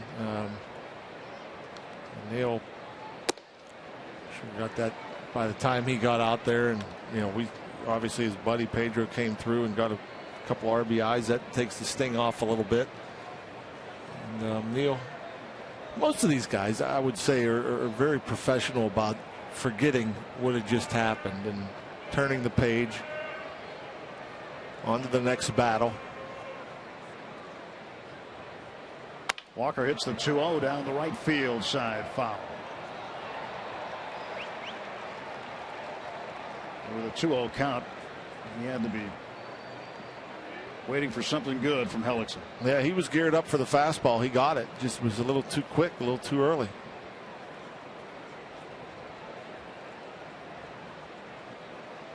Probably, think that after Neil out in front and pulling that fastball, he'd probably go back away, Hellickson. Breaking ball pulled foul. Anytime you go up there and you turn on a good fastball, you almost eliminate it. You throw a fastball in, get the barrel out, show them that you can pull it, you're ready for it. You can almost erase that pitch the rest of the day off of that certain pitcher.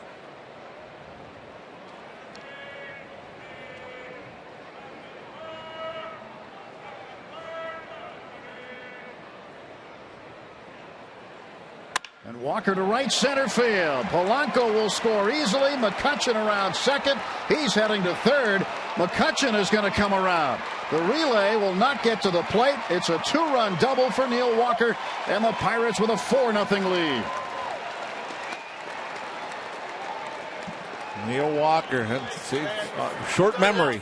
Got rid of the bad taste in his mouth from that first inning at bat where he popped up with the bases loaded, nobody out. Gets a curveball here. This one, not a bad location. Ends up at the knees, outer third of the plate. That's Neil just staying on it. Probably thinking, hey, I can't look in. He's not going to throw me in. I'm going to look away. He gets a pitch out over the plate, splits the gap. Another double for Neil and 2 more RBIs. Double number 8 for Walker, 150th career double.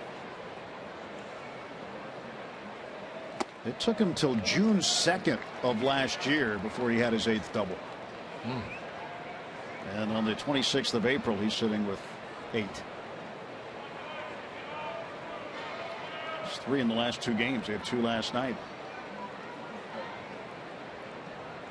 And June 2nd last year would have been his 57th game of the season. Tonight is, or today rather, is game number 19, 18 for the team. How many for Walker here? About 1, I believe. I think he sat 1. Yep, sat 1. So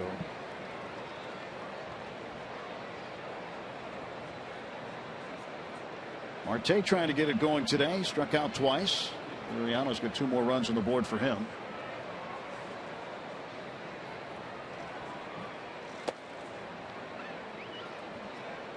Most likely Hellickson's last batter. And the lefty ready for Pedro. Next pitch, pitch number 100.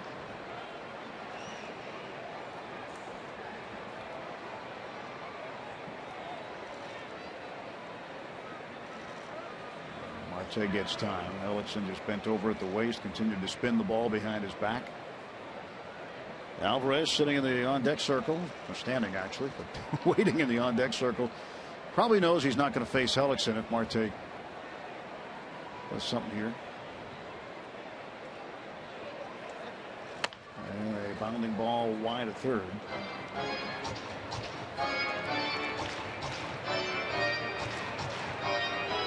100 pitches now for Hellickson.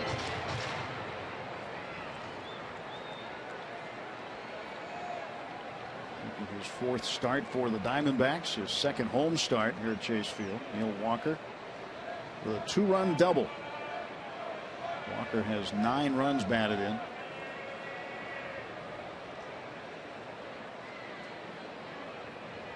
One-two to Starling Marte. Even count.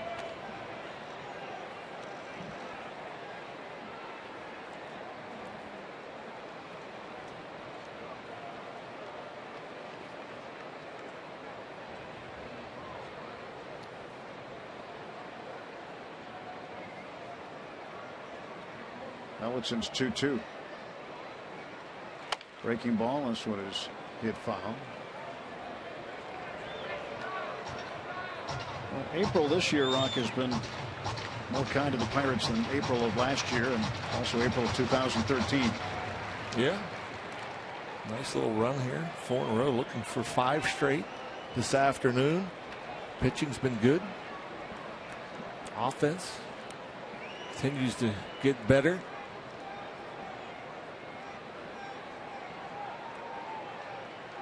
Two.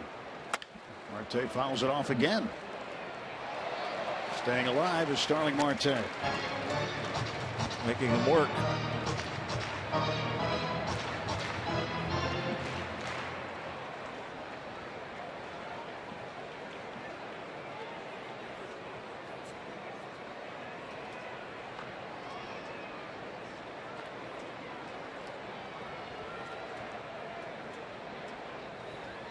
Long look in by Hellickson.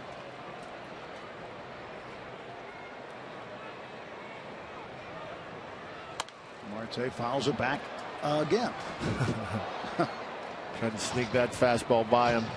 A little better swing from Marte. More on time. And I think Hellickson probably knows better now that he may have went to that well often enough. I doubt that Marte will see another fastball here. This will be the 9th pitch of the at-bat.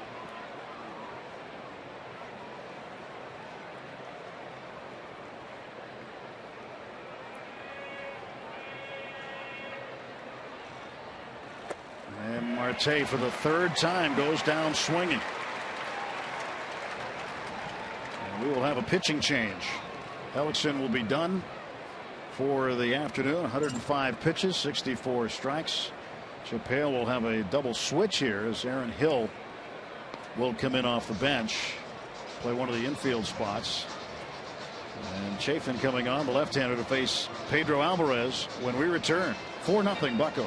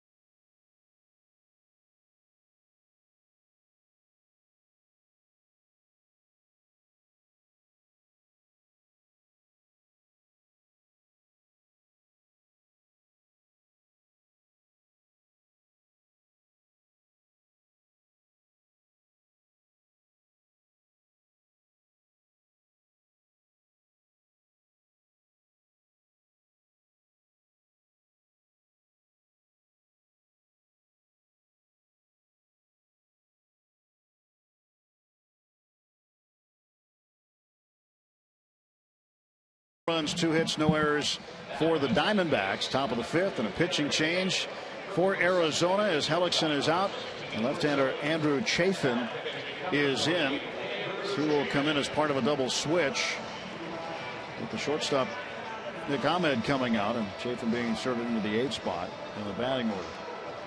6.14 ERA, early going, just 7 1/3 innings, 5 strikeouts, a couple of walks, 1 home run allowed. Pedro Alvarez will get a chance to face the lefty. Just his 6th at bat against the lefty this year for Pedro.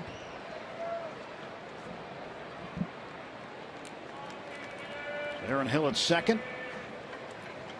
He's in off the bench. He will lead off in the bottom of the 5th inning, inserted into the 9th spot. And Chris Owings moves from second base to shortstop.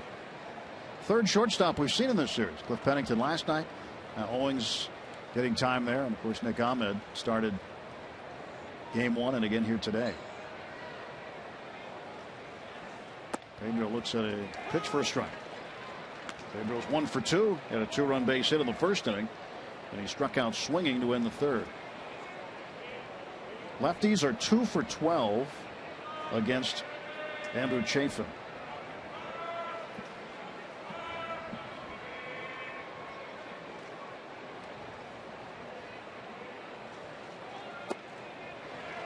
Down and away, and a swing and a miss. A couple of sliders. That's a decent fastball. A low 90s fastball. Go with that slider. Throw a changeup on occasion to right-handed batters.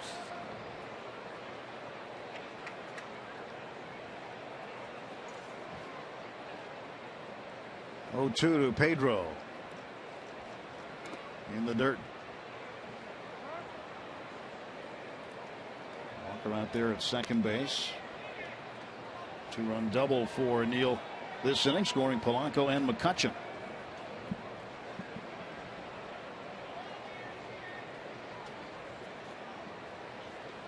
He's on a great pace with his doubles. 1-2.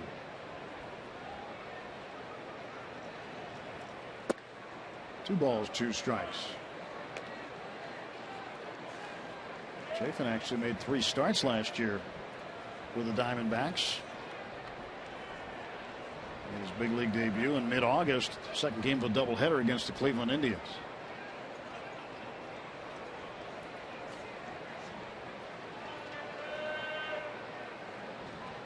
And Chafin's 2-2. And Pedro foul tips it into the glove of Pacheco. He holds on for strike 3. Pirates get 2 runs on 3 hits. They leave a man. Neil Walker with his 8th double. Drives in RBIs 8 and 9. With that gap shot.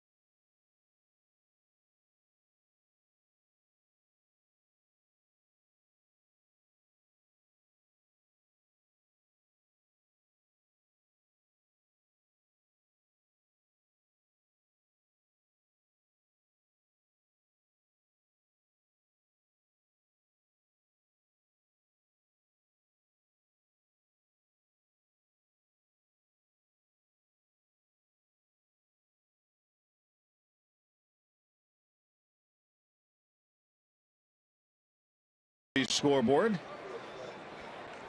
So we go to the bottom of the 5th inning. Francisco Liriano will face Aaron Hill. Then the top of the order, Ender Inciarte and A.J. Pollock. First pitch to Aaron Hill. And his ball 1. In spite of the fact that Liriano has issued 4 free passes, he's had some offense behind him. Walker with a 2-run double and Alvarez with a 2-run base hit.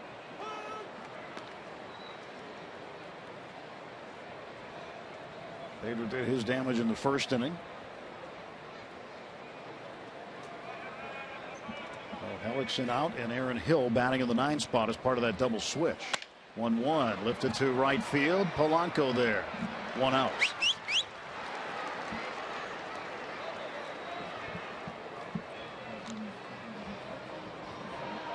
Well, we asked a question earlier to our viewers.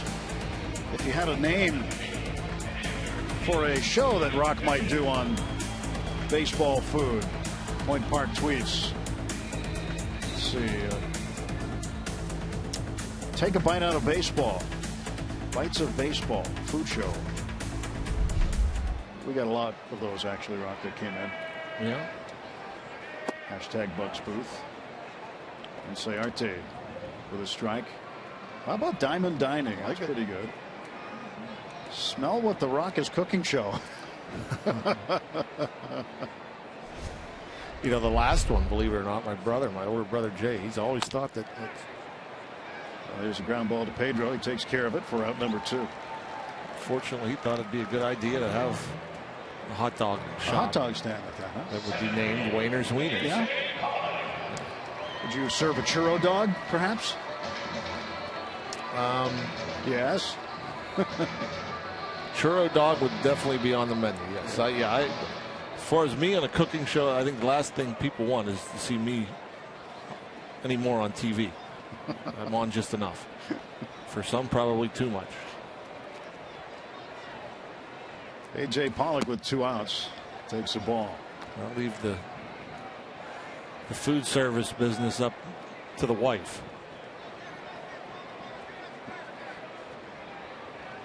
You might want to clarify that. She owns a restaurant. Yes. Yes. She does the food. She's in the food business. And the pitch is in for a strike to Pollock. What would you call that dish right there? The Pirate fan is working heavily on. He's getting some help. Yeah. Nachos.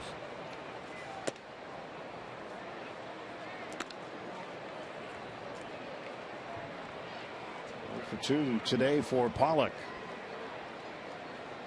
Went down looking last time up in the 3rd. 2 outs, base is empty. Frankie's 3-1. This one belted to center field and right at McCutcheon. And a 1-2-3 bottom of the 5th. Nice and tidy for Francisco Liriano. Bucks lead it 4-0.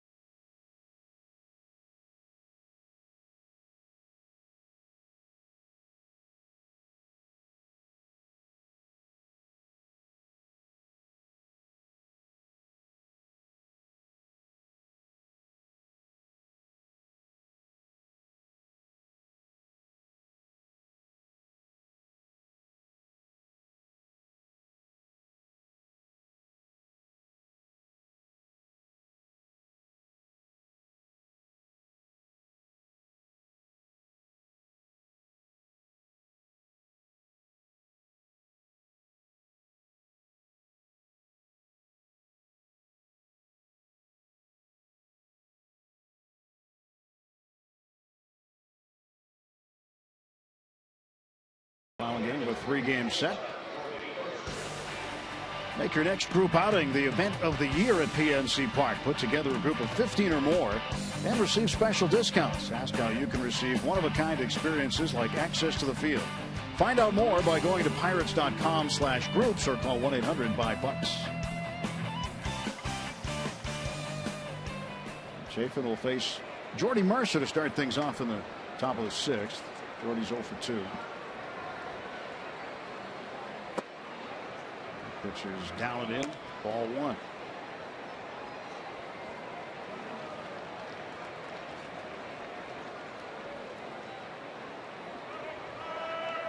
Jordy's under 200 now at 196. He's probably about due to put together a little streak here. Ball hard first time up. Ended the first inning. Line drive right on the button.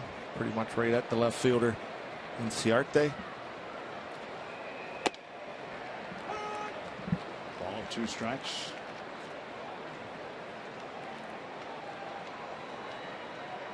Mercer facing the 24-year-old left-hander Andrew Chafin, who is out of Wakeman, Ohio. That's some talent there. And there's a pounding ball over the mound. And Hill throws to first and gets Mercer by a step. He's headed right towards the second base bag, kind of hoping change direction for Jordy, but bounced a bit short. Stewart went deep to left field, but ballpark held it in the 4th inning. Inciarte caught it on the warning track. Also grounded out to short. 0 for 2. Yeah, we've seen a lot of Pirate fans here in Arizona. And Stewart, foul ball on the bunt attempt. Not a bad idea.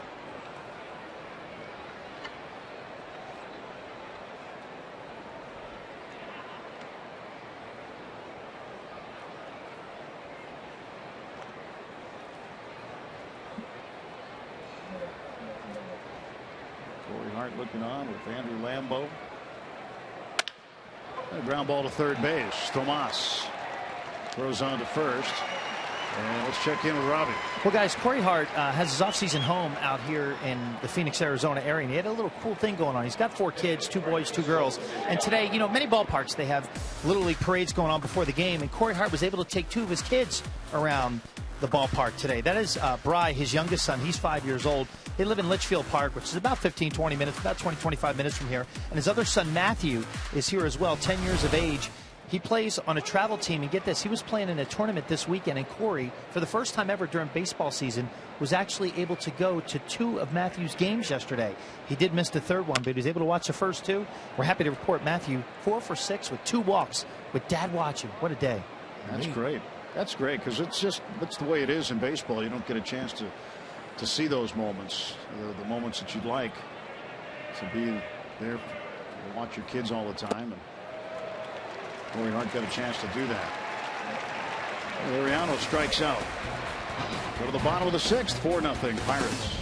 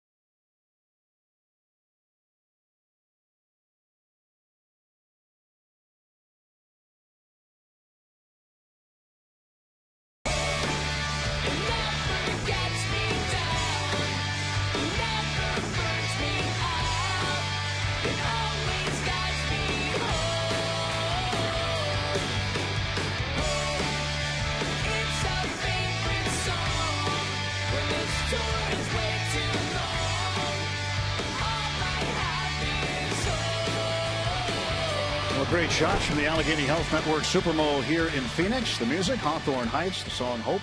There'll be a stage AE on May 4th.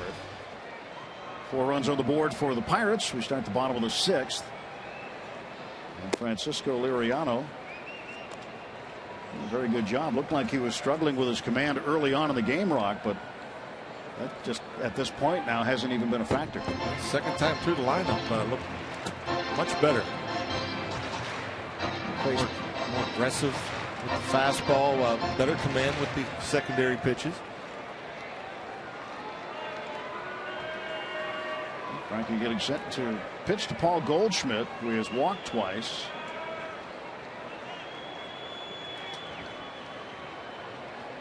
First pitch to Goldschmidt is low for a ball.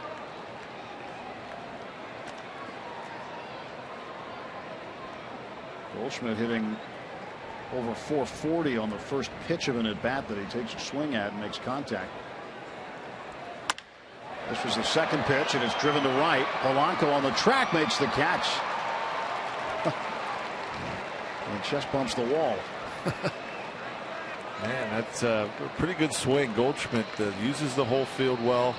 Got an off-speed pitch, went with it. Hit it hard, hit it almost 370 feet. See the UPMC Sports Medicine strike zone. I mean, that's not a bad pitch. It's on the outside corner. Great swing. Drives it out there. And he has to be a bit frustrated as Polanco was playing him deep and made it look easy.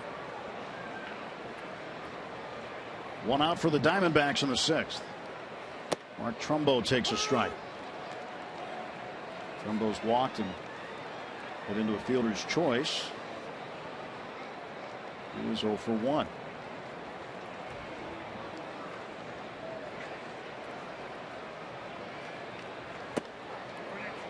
Frankie gets ahead 0-2. Bad looking swing there. High change up.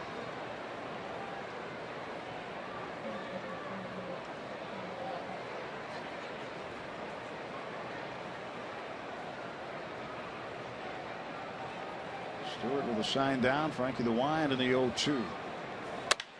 Popped him up. Out into the shadows, Jordy Mercer. He makes the catch for the second out of the Diamondbacks' 6th. Shadow created by the roof continues to creep out onto the field.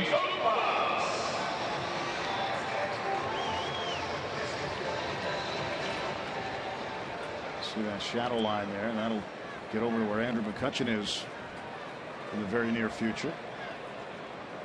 The day continues to get older here in Phoenix. Yasmani Tomas chases one for a strike. Liriano struck him out in the first, and then he reached on an error by Mercer in the 4th inning.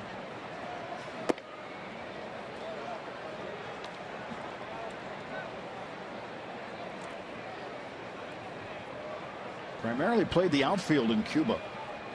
Played some first base, played a little first base in spring training with the Diamondbacks, but he's making his 3rd major league start at third base here today.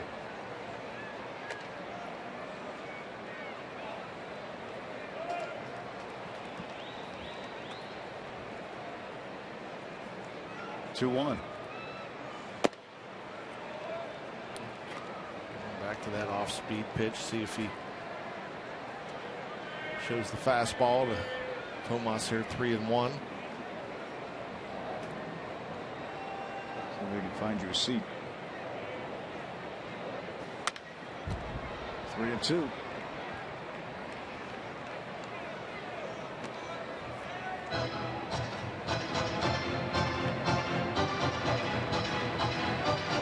Waiting on deck is Owings, the second baseman, now shortstop. Started at second. 3-2, swing and a miss, and Liriano strikes him out. It's 8 in a row set down by Liriano. 4-0 Pirates.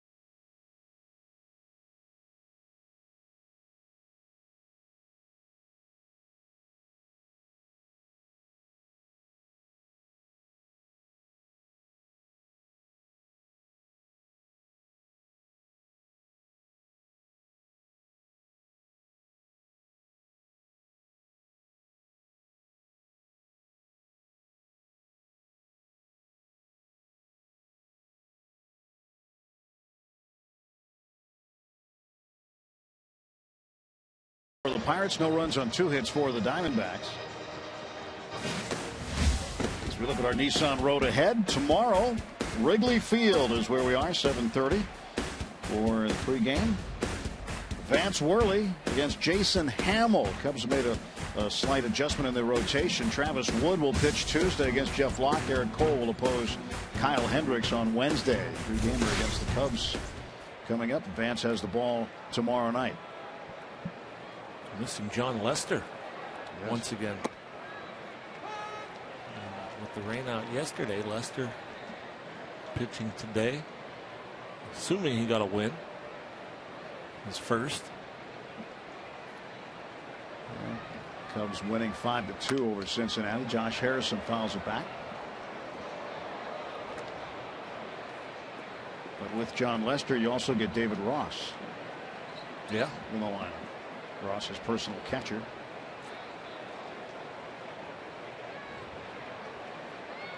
Oh, 2 pitch coming to Josh Harrison from Chafin. Oh, I'd be wrong. It wasn't. I think he pitched yesterday. Yeah. The days are all out of whack.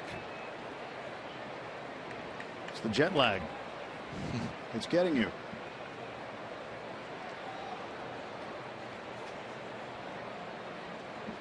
Jay awaits the 0-2. Breaking ball hit in the air to right field. Trumbo on the run. Will grab it for out number 1.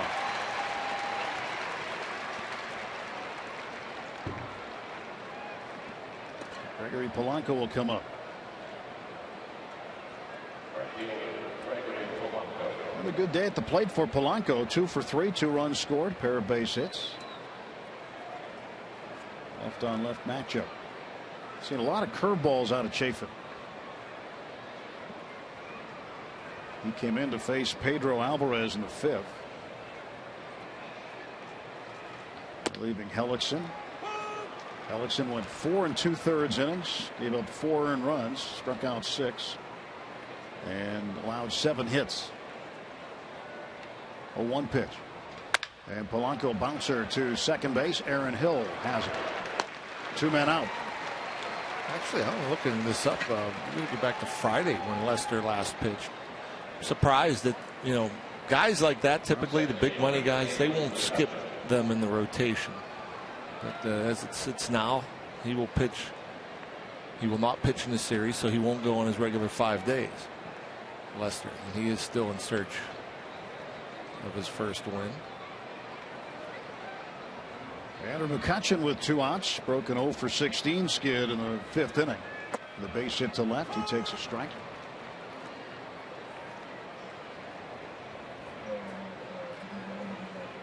It would be nice to see McCutchen get hot heading into Chicago and St. Louis. Yep. Like I said earlier, I think he's pretty close. He's had some good bats last night, nothing to show for it. Hard hit ball here. Looking patient, laying off some pitches, a couple of walks.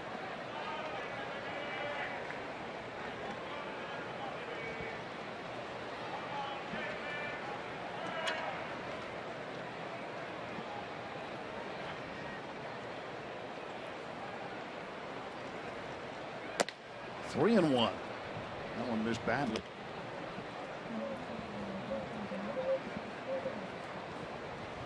Neil Walker on deck. And the 3-ball, 1-strike pitch to Andrew McCutchen, coming from Andrew Chafin. And it's hit well to right center. Going after it is Pollock and Trumbo, and they nearly collide, and Pollock comes up with it. Pirates are done. It's stretch time in Arizona.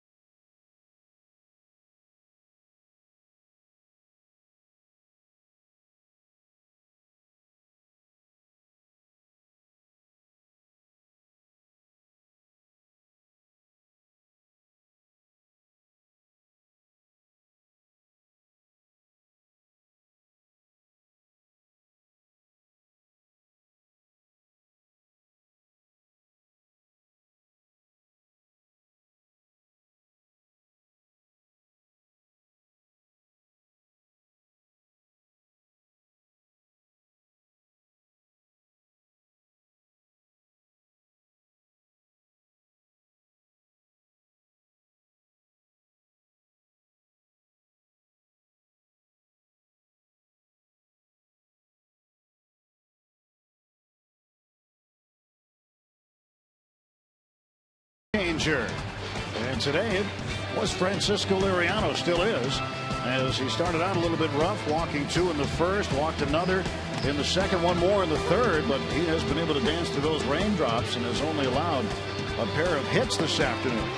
Maybe the long wait before he took the mound, as the Pirates had a very long first inning, maybe got him off to a little bit of a sluggish start. Liriano, the command was rough the first inning or two, but man, the aggression's come back. The command of all 3 pitches have been there. He's gotten the strikeout, and he's gotten through the last few innings with some efficiency. I would have bet back in the second, third inning that no way does he pitch into the 7th.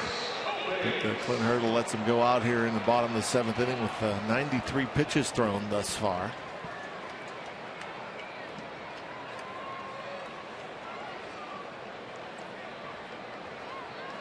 Liriano will face the shortstop, Chris Owings. So far for Liriano, those are the numbers: 7 strikeouts. And he delivers a strike to Owings.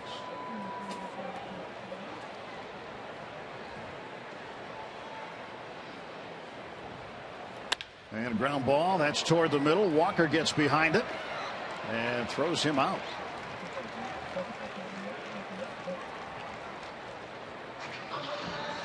One down. And the bottom of the 7th with John Wehner. I'm Tim Nevitt. Robbie Smikowski with us also. Pirates got a 2-run single in the first inning from Pedro Alvarez. 2-run double from Neil Walker in the 5th. And the Diamondbacks, Paul Goldschmidt has walked twice. Jeremy Hellickson went 4 2/3 innings, 6 strikeouts, 7 hits. Pirates got to him for 2 in the first, 2 more in the 5th inning. His ERA climbed from 4.58 up to 5.24. Now with 1 out, Jordan Pacheco, the catcher today, facing Liriano.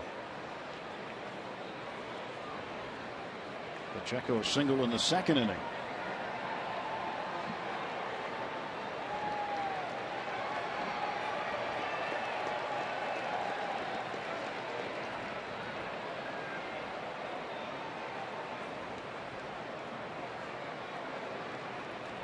Pitch. Pacheco fouls it back, and it's 1-1.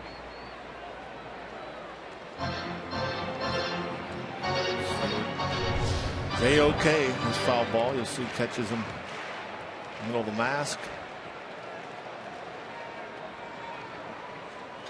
That will wake you up.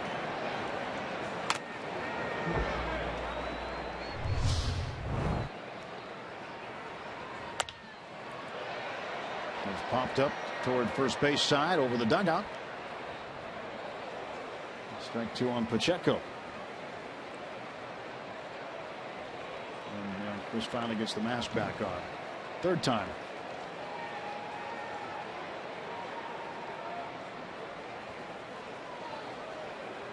Liriano in good shape today. We mentioned at the beginning of the game that in his career, both in the American League and National League, there's one team that he has not beaten in the regular season or postseason. It's the Arizona Diamondbacks. Does not have a win against them. Now, in spite of the fact he doesn't have a win against the Cincinnati Reds in the regular season, he has beaten them in the postseason. So he does have wins against 29 of the 30 teams.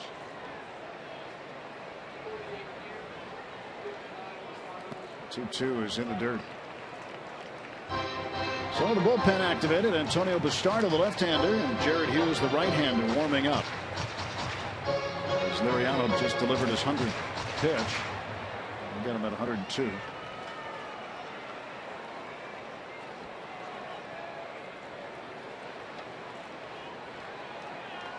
Payoff pitch to Pacheco.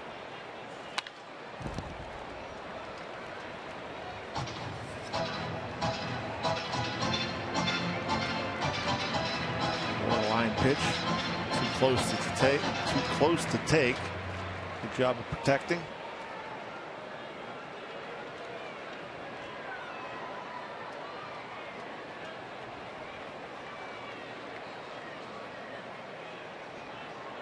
Again, the 3-2. He walked him. So Pacheco will head down to first base.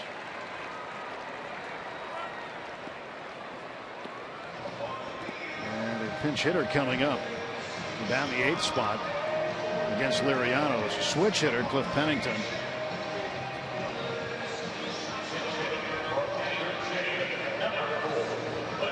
One-out walk, and Pacheco is on board for the second time. Liriano will pitch to Pennington.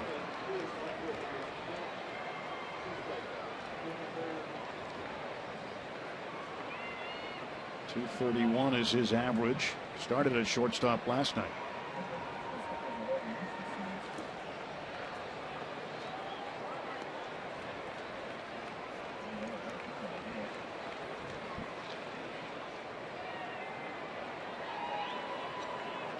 Pennington is a right-handed hitter.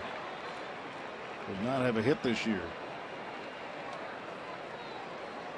First at bat right-handed. He's had them all lefty.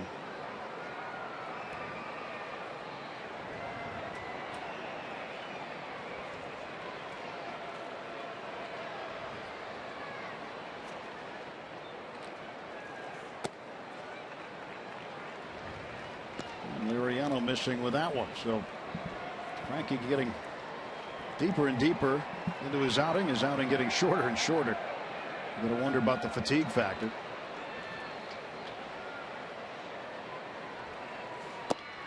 And catches the corner for a strike. Took off that fastball at 91. I'm sure he'd like to finish this 7th inning. See if he can get a ground ball.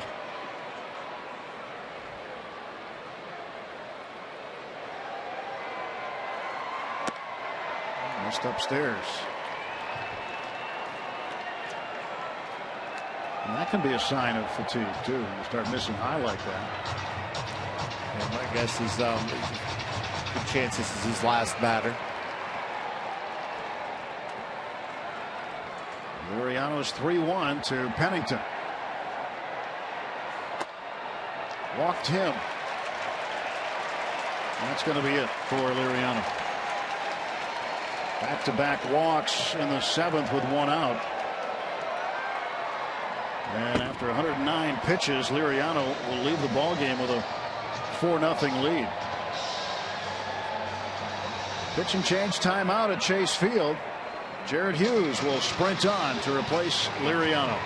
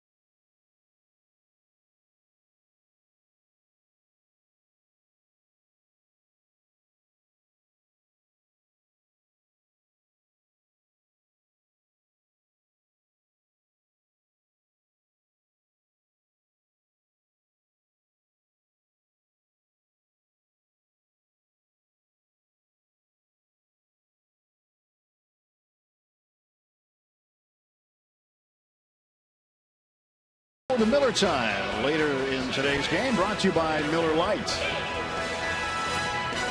Francisco Liriano, 6 1/3 innings, strikes out 7, gives up just 2 hits. Pirates leading 4-0 with 1 out and 2 on at the bottom of the 7th inning, and Jared Hughes is called upon to try to clean up this inning. Jared Hughes, his 2nd outing of the series, faced just 1 batter Friday night, struck him out. Chris Owings, 11th appearance, 2.89 the ERA. Pitch to Aaron Hill. He missed for a ball.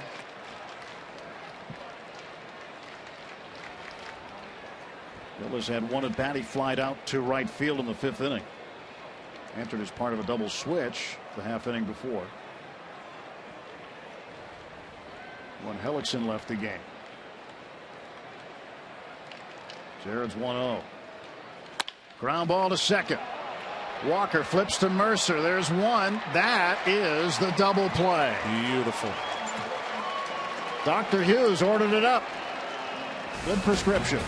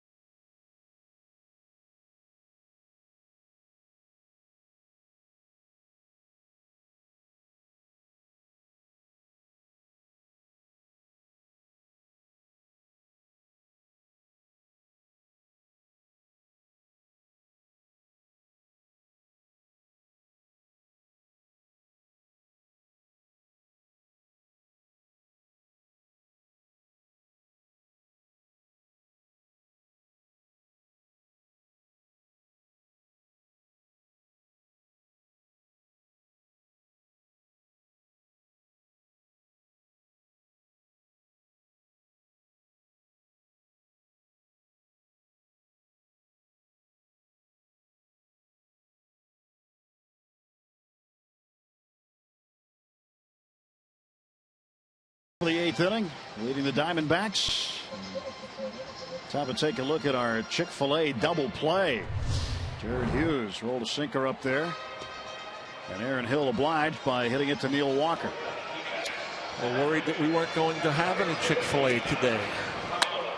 Jared Hughes, just 2 pitches it took. Second one, routine double play ball.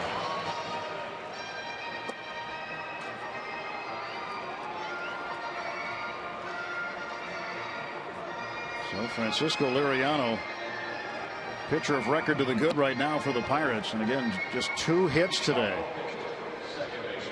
He allowed. Here is former Pirate Oliver Perez. 9th appearance, 1-0, 5.40 ERA. Although opponents early on hitting .348 against them.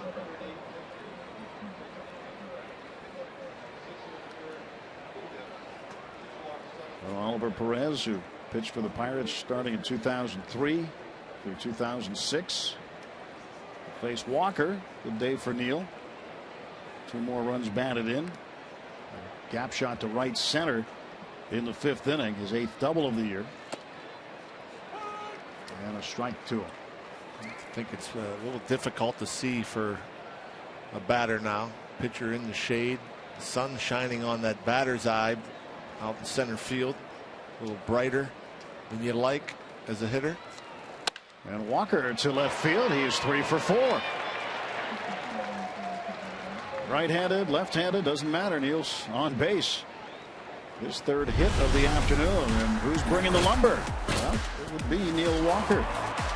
Yellowwood presents it. Walker continues to hit throughout this series. Last night with 2 doubles. And today another one.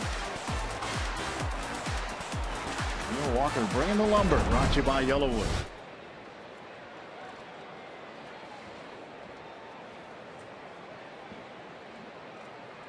Starling Marte facing the lefty Perez, who goes to first.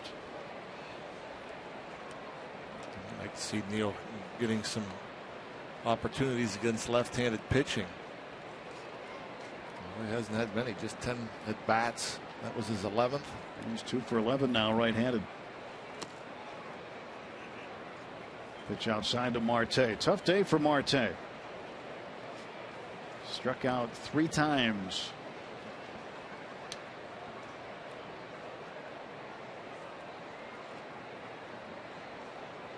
1-0 pitch coming. Marte up in the air, right side. That's going to twist into the seats for a foul ball. Pirates just haven't seen much left-handed pitching. That 11th bat for Neal. That's the most by a Pirate hitter. Marte 3 for 8. All 3 hits homers against lefties.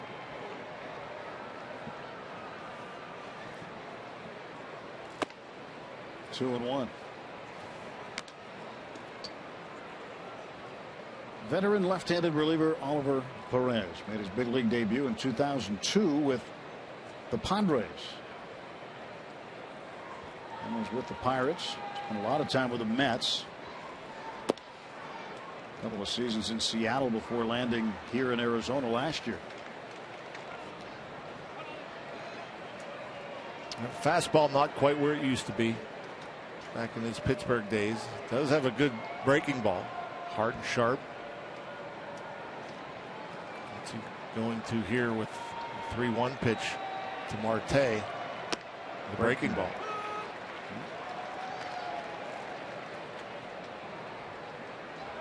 A full count on Starling. I'm sure Marte appreciates the overcast. The sun now behind the clouds. Much easier to see. And Marte, a base hit up the middle. It knocked Perez down. Walker to second base. And Marte 1 for 4. Takes the sting out of those 3 strikeouts.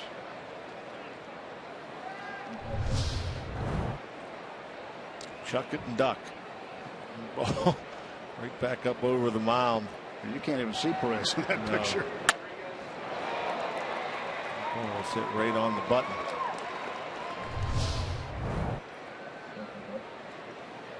Well, 2 on, nobody out, and with a left-handed pitcher out there, Pirates will go to Sean Rodriguez to pinch hit for Pedro Alvarez. Sean coming to the plate on his 30th birthday. And as Rodriguez comes out, Mike Harkey, the pitching coach for Arizona, will go out to Oliver Perez and give him the scouting report.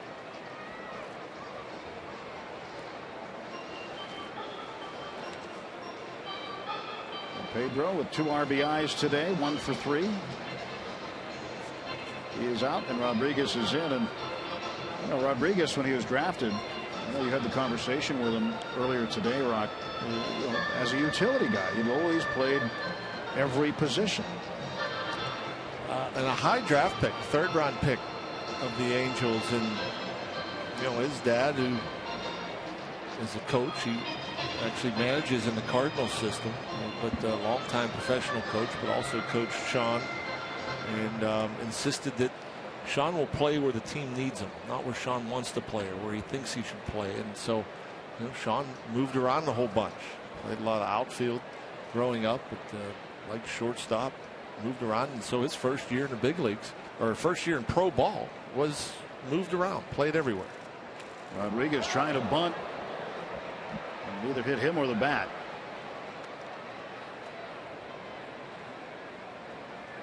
That'll be strike 1. This is one of those when you square, the ball's just chasing you, breaking in on you. And they said he went, but it hit him right in that right knee. Did it hit him or the bat? Get another look at that. It looked to me like it hit his right knee.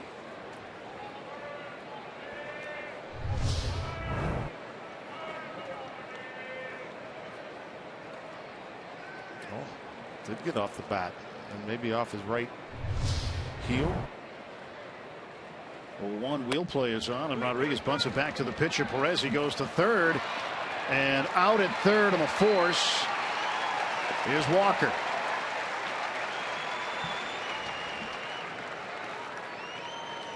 Tomas got there and was able to hang on to the throw from Perez. Was that a risky play by Chip Hale? A 4-0 game, I guess. Opening up the whole middle part of the infield is what he chose to do, and that throw coming in just in time. With a guy like Rodriguez, a little surprised he bunted into it. Perhaps he didn't see the shortstop break towards 3rd, but typically you see that wheel play on, you pull it back and swing away. That's going to do it for Oliver Perez. Chip Hale making a pitching change. 4-0 Pirates, top of the 8th.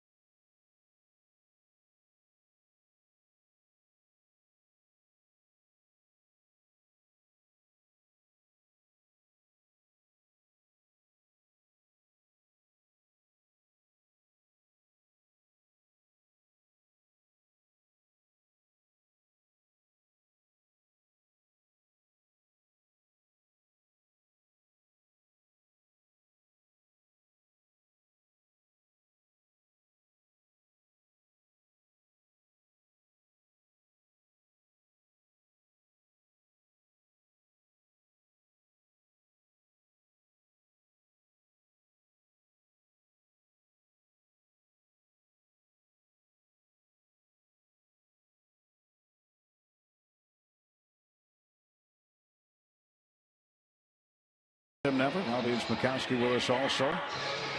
Pitching change as Daniel Hudson comes on to take over for Oliver Perez, who went just a third of an inning, giving up 2 hits. 6th appearance, 0-1, 4.76 the ERA for Hudson. And Chip Hale trying to get Hudson some work. He has just informed him recently that he is now going to be the setup man. And Evan Marshall taken out of that role. And Hudson will do that, but this obviously not that type of situation. He's trying to get him in. See if he can stall the Pirates here late. Bucks put 2 up in the first, 2 more in the 5th. And a 4-0 lead for Clint Hurdle's crew.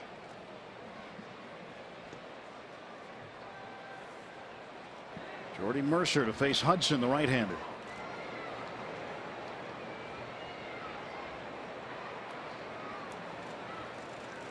Pitch outside for a ball. I'm sure Clint Hurdle would like to add at least one of these runs here in the 8th, extend it a little bit. I'm sure he would like to try to stay away from Tony Watson and Mark Melancon in this game. So any insurance would be appreciated.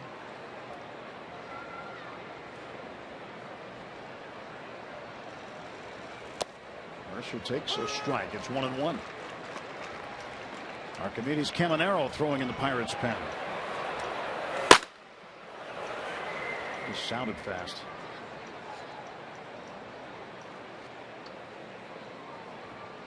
Melanson and Watson watching today. Both contributed last night. And another strike to Jordy. And there's a 1-ball, 2-strike count.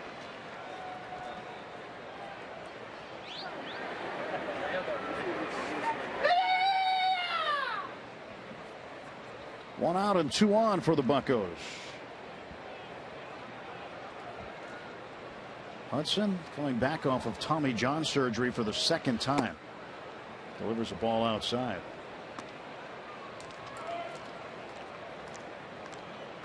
That's got to be miserable to go through that kind of rehab, not just once but twice. And in consecutive seasons. Taking up to a year each time, so a couple of years of rehabbing.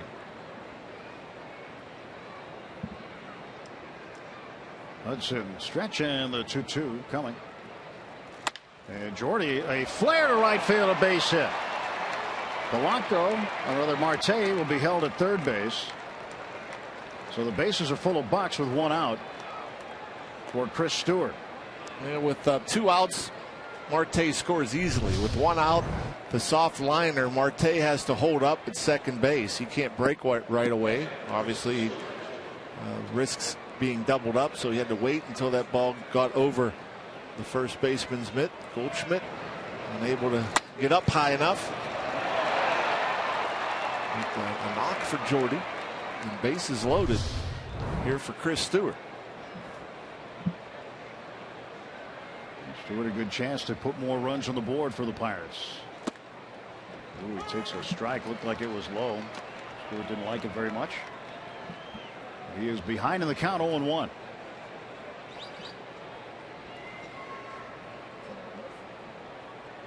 Right at the knees, inside corner.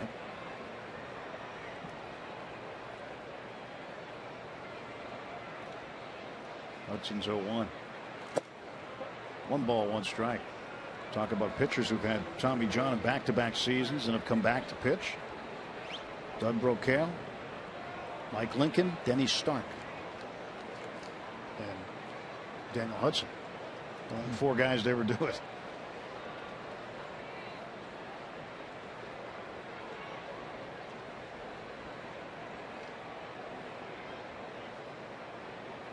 One pitch is belted deep to left field. Inciarte back. He'll make the catch. Tagging is Marte. He will score. Sacrifice fly for Chris Stewart. It's 5-0.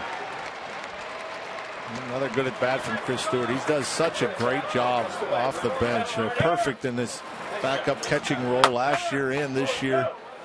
Just gives you a professional at bat. Plays a solid defense. Got to pitch up in the zone and hit it pretty good.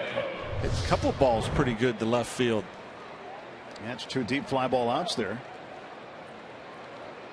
But Stewart picks up his 3rd run batted in this season.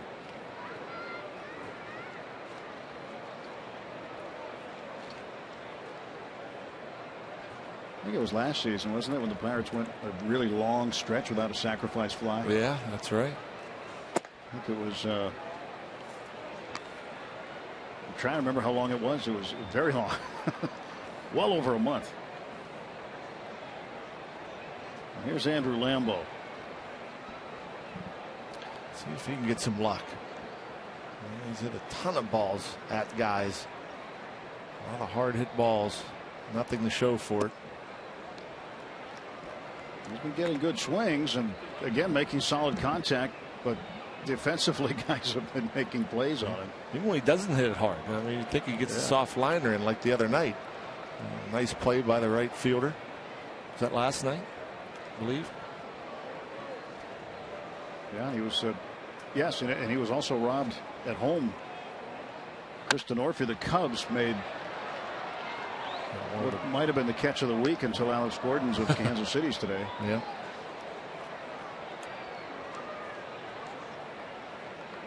Well, just keep swinging, right?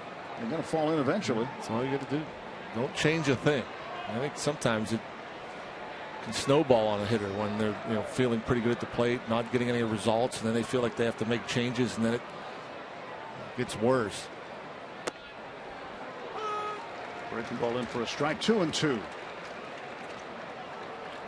Change up that was fading, looked like it might fade down out of the zone.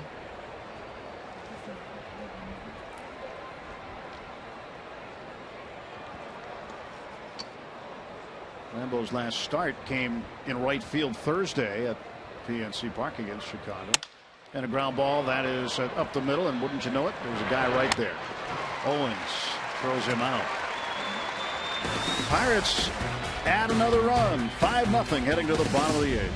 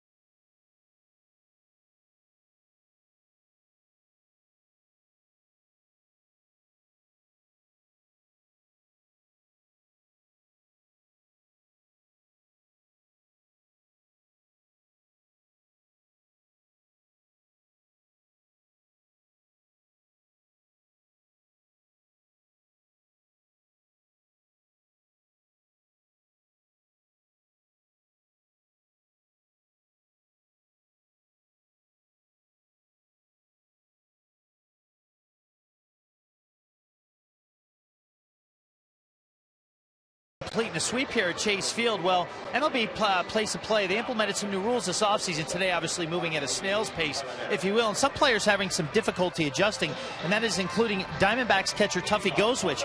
He's been giving a written warning already, and it happens as he was set to lead off an inning and wasn't in the batter's box within 5 seconds of the clocks between innings expiring.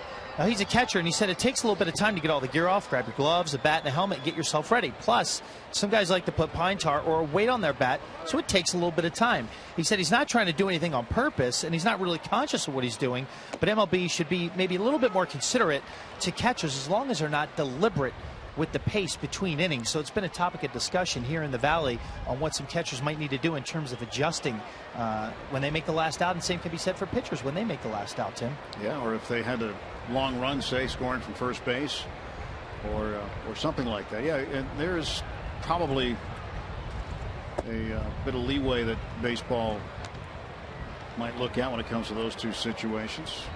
Archimedes Caminero comes on to pitch the bottom of the 8th inning for the Pirates, facing the top of the order into Inciarte. Strikeouts, 8 2/3 innings. The fireball on righty. Fastball, just 96. Sean Rodriguez stays at first. Boy, the wind is really kicking up. Doesn't appear as though it is that much inside, but when you look at the uniform of Caminero, you can see it. A little slapper to the right side, charging is Walker, and he's got him at first. Good break from Neil Walker. Immediately saw that ball that wasn't hit all that hard, came charging in.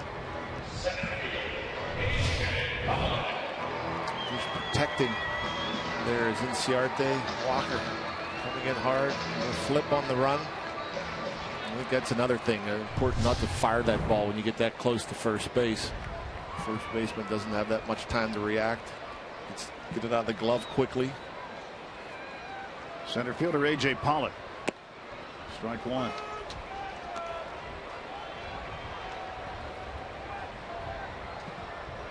Pollock hitless in 3 trips.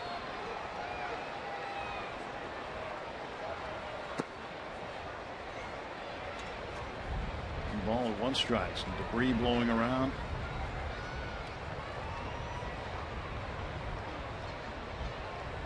There's an example.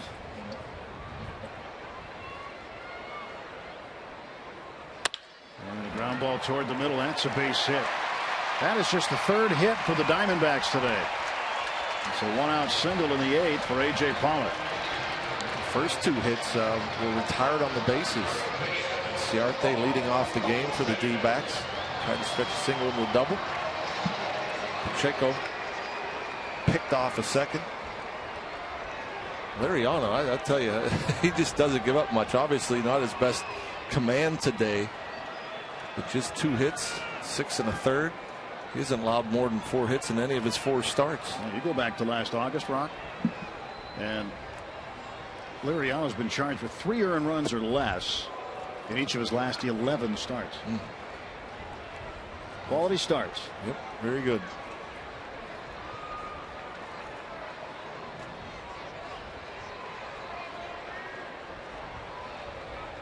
1-0 to Goldschmidt. Walked twice, flied out deep to right. 2 balls and no strikes.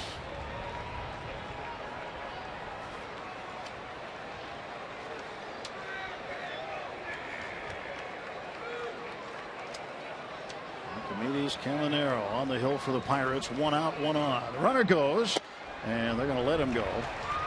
Pitch inside for ball 3.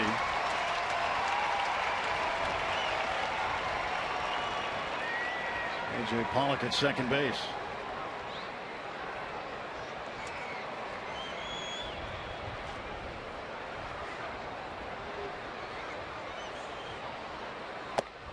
Schmidt takes a strike there. 3-1. Pollock advancing himself. And the rain coming down. 3-1. And Goldschmidt hits one high in the air to right field, carrying over toward the corner. Looking up into the raindrops is Polanco. He makes the catch. Guns at the third base. It's cut off by Mercer. Pollock tags up. Gets to third. Polanco, I'm thinking he wanted that ball to go through. He thought he had a shot. The ball was deep enough to where Pollock probably would have beat the throw. That ball was skied in the air. I don't know. Right-handed batter hitting the ball to right field, hitting it that high. Goldschmidt just missed it.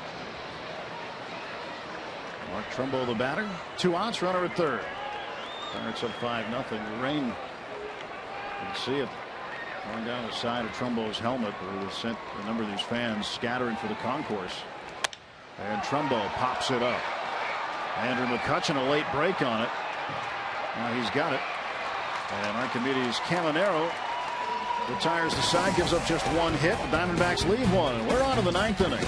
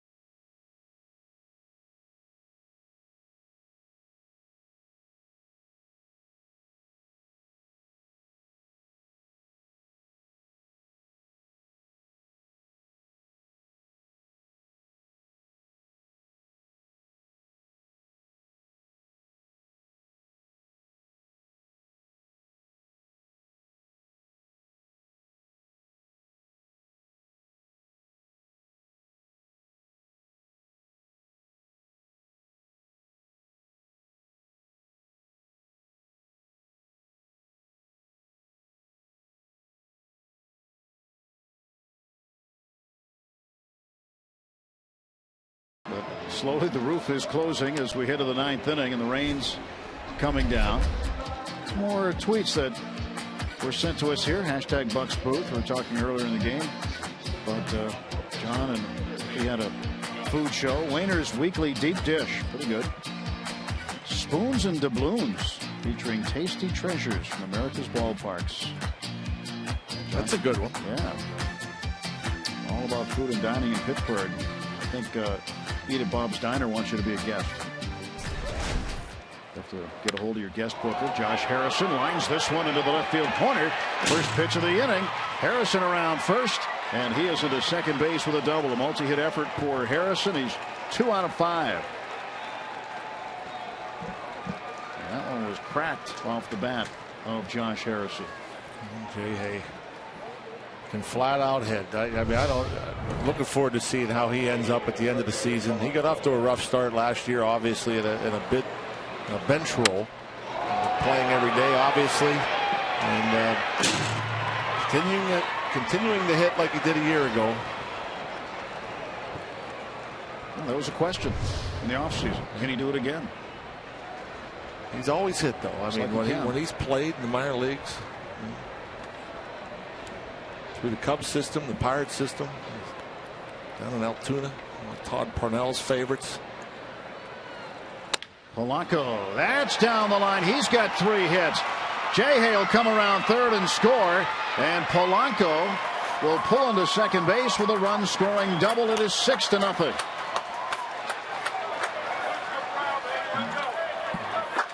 Love to see Polanco extend those long arms. Just so effortless. Just a flick of the wrist and the ball just jumps. Goes down and pitch down and out of the strike zone. Able to get around it. And even it looked like a little bit off the end of the bat. He's still just so sharply hit. Polanco with his 7th double, and it's his 3rd 3-hit game of the season already. You got to really like what you see out of Gregory Polanco, the way this season has begun. Oh, yeah.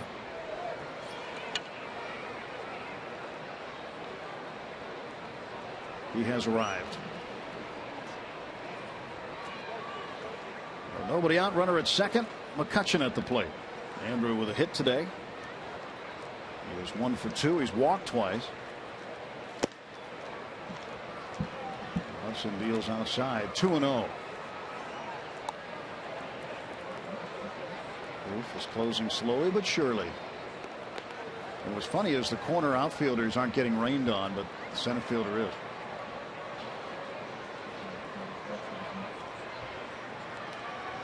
-0. And McCutchen down the right side. That ball will be foul. I remember a couple of years ago, Rock, we had an interleague series with just a 2-game set in Seattle, and they also have a roof that was closed during the game when it was raining. Yeah, but it closes across the field from right field across to third base, and the last guy to not be dry was the catcher, Russell Martin. He got rained on the whole time. This one gets away. A wild pitch will move up Polanco to third.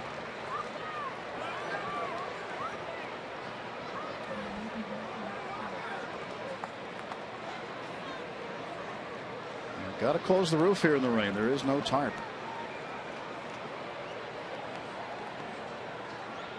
A.J. Pollock. Right now, he and the pitcher and the catcher, the only ones getting wet. Well, I think second baseman, Aaron Hill getting it. McCutchen hits a blast to deep right center field. Pollock going back. He is to the track, and at the deepest part of the ballpark makes the catch. Tagging and scoring is Polanco. And the Pirates now lead it 7-0. A sacrifice fly from McCutchen. We will have to ask some of these guys on the plane, if they thought the ball was just dying. I mean, there's been some balls hit that looked like they could have easily been in the stands, and with maybe the roof open, the ball just hanging up. Because I think Andrew thought maybe. Looked like he got it pretty good. Certainly was extended. Now, a lot of parks, this one is gone. But not here. Walker takes the ball. I think he thought he had it. Yep. 413's a long way to go. 2 balls, no strikes to Walker. 3-hit day for Neal.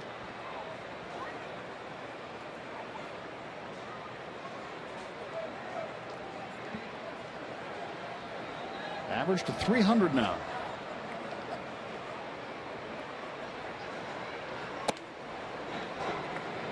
You know, 7-0 Pirates. They hope to break out the brooms today. It looks like they're well on their way.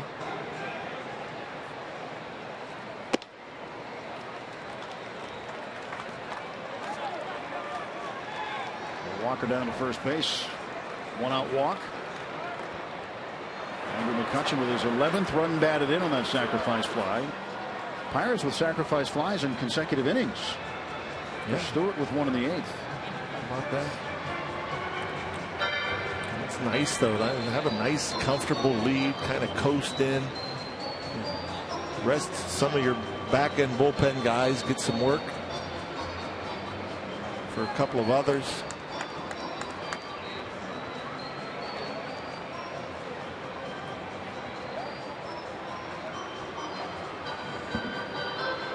A little bit of activity in the Diamondbacks bullpen. The roof looks like they have finally locked it up. It's closed. So we go from having a day game to an indoor game the rest of the way. It is a lot darker in here. It is. Marte to right center field. Walker will round second and head for third. And the Pirates breaking out the bats even more so here in the 9th inning. Second hit for Marte.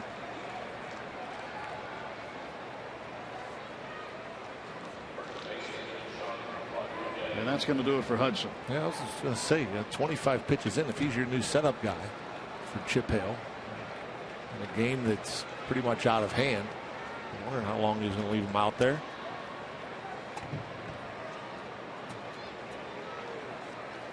So Hudson is done. And a right-hander coming on for the Diamondbacks. I'll tell you about him when we return to Chase Field.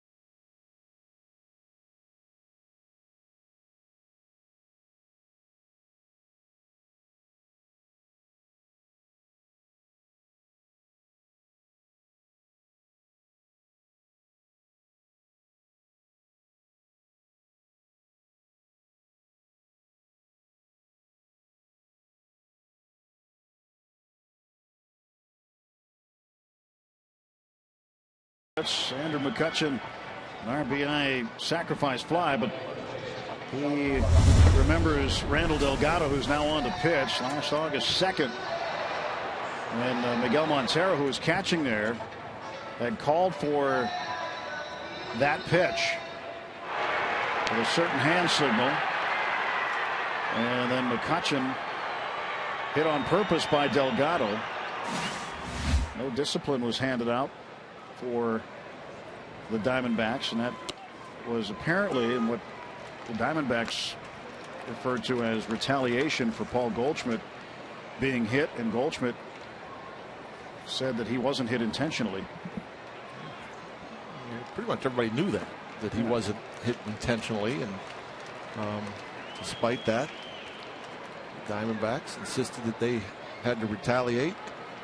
Unfortunately, Andrew was the one that received it in the ball, the small of his back, and I am amazed. And nothing was done. No punishment. Shame on MLB. Goldschmidt missed the rest of the season with broken hand, and McCutchen was hurt too. And there's Rodriguez with a base hit. He'll get a run in, and the Pirates now lead it 8-0. Sean Rodriguez greets Delgado with an RBI base hit. I won't be charged with Delgado, obviously, but I'm sure that Andrew McCutchen and his teammates wouldn't mind seeing Delgado give up a bunch of hits and runs. Fastball, pretty much center cut, belt high, 92. Good short, quick swing from Rodriguez. Jordy's turn. A good chance the Pirates will see the other half of that battery. Miguel Montero, who's now with the Cubs. See him tomorrow. They've already seen him once this year.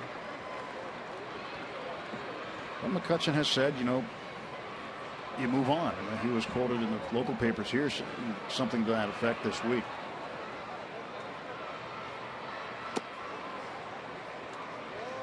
One and one to Mercer.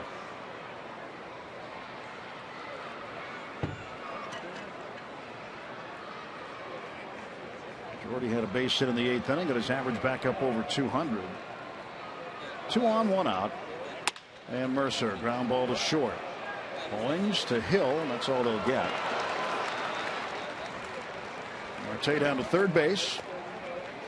And Mercer aboard on the fielder's choice. Rodriguez forced out 6-4 in the middle. Rodriguez, it doesn't matter what the score is. He's going to play the game the same way. He's going to play it hard. He's not just going to concede a double play Chris Stewart back up. 2 men out for the Pirates, first and third. And Stewart would like to get on base and let his teammate who's in the on-deck circle right now get a chance today. Pirates will be sending up a pinch hitter should Stewart reach. It'll be Jung Ho Gung.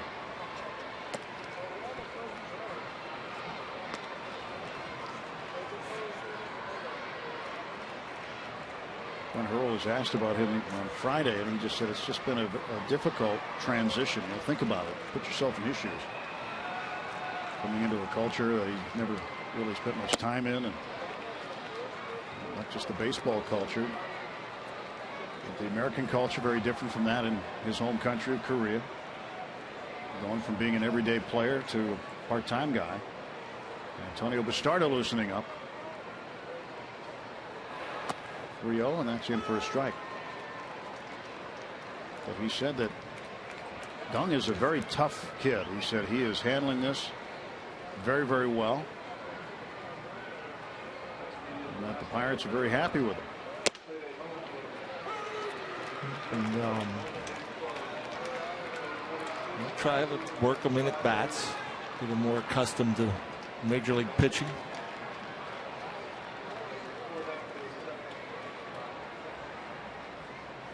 Here comes the payoff. Stewart slices it fouling out of play with Mercer on the run.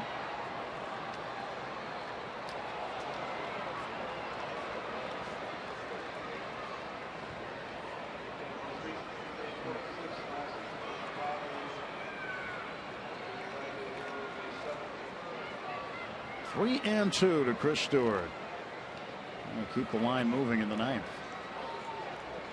And a ground ball into the glove of Owings. He bounces it a couple of times. It's scooped up by Goldschmidt. And we are going to head to the bottom of the ninth. Pirates add on. It's 8-0.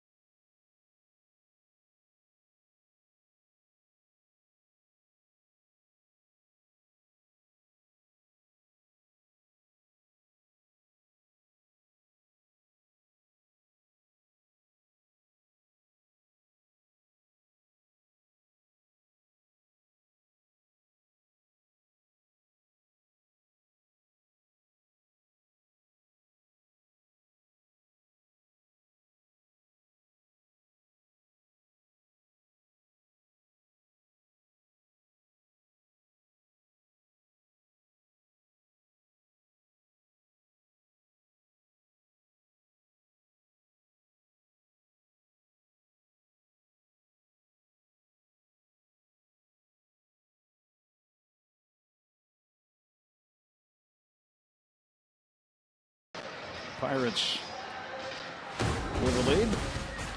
Pirates continue this road trip with a stop in Chicago for a 3-game set against the Cubs. Catch game 1 of the series tomorrow starting at 7:30 with Pirates pregame presented by WB Mason right here on Root Sports. Vance Worley will start opposite Jason Hamill tomorrow night at Wrigley. And there's a guy we haven't seen in a little while, Antonio Bastardo. Hasn't appeared in the game since the 17th of April against Milwaukee. Getting a chance to pitch here with an 8-0 lead. Pirates with 14 hits. And again, adding 3 runs in the top half of the 9th inning. Just 5 appearances for Bastardo, 2 2/3 innings of work.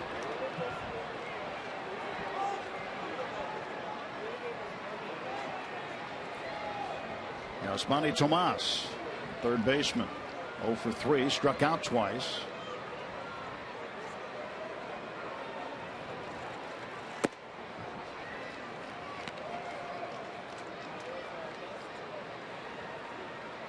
Last time the Diamondbacks played a game with the roof open and shut in the same game was last May 26th against the Padres.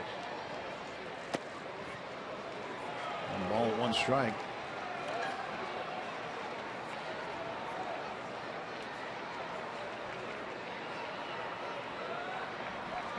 Bastardo struck out 2 batters, gave up a run in 2/3 of an inning against Milwaukee back in the 17th. It's 2-1.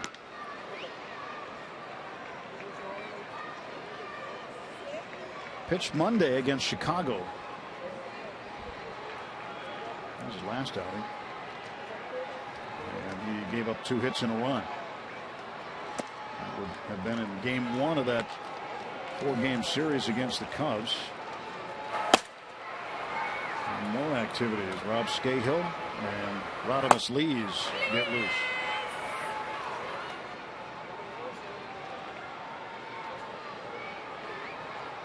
Bastardo came in A.J. Burnett's last start prior to last night. Came in back of Caminero, pitched the 8th inning. Late swing there from Tomas. Bastardo, that sneaky quick fastball.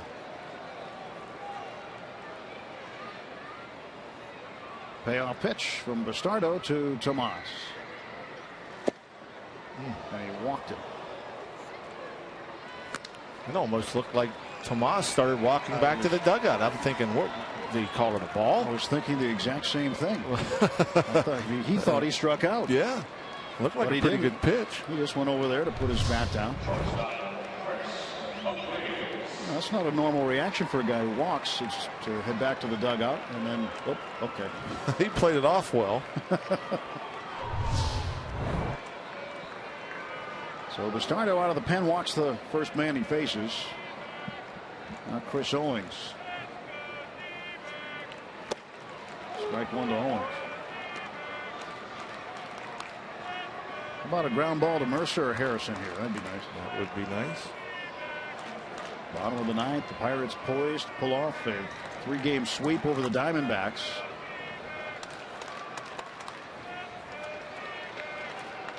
They swept the Brewers earlier this year.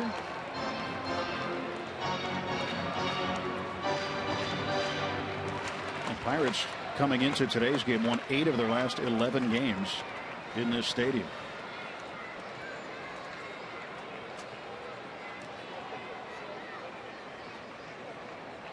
0-2 pitch. Got him. Strike 3. Owings goes down. 1 out, bottom of the 9th. The Pirates have never swept here in Arizona. No. Never done that. Always good to do it. I mean, on the road, you aim to win series. Anytime you can get a sweep on the road, it's a bonus. Pirates starting pitchers again, pitching very well. Good offensive support here this afternoon. Just enough the first 2 nights. Yeah, Liriano's ERA started at an even 3 today. He's down to 2.22 after going 6 1/3 shutout innings, striking out 7.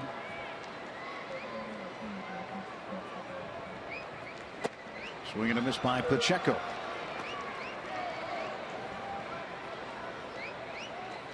Gregory Polanco with a big day, a 3-hit day. Double and an RBI. 3 runs scored for Polanco. 3 of the 8. Saw Walker a moment ago. 3-hit game for him.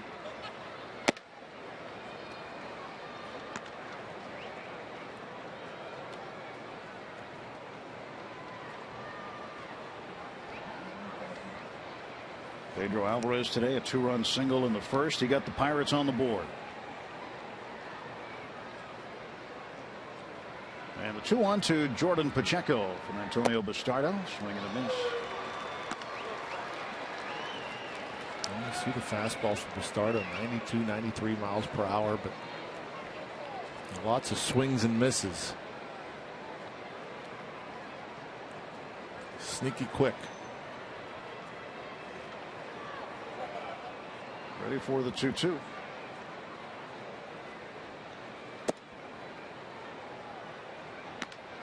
3-2.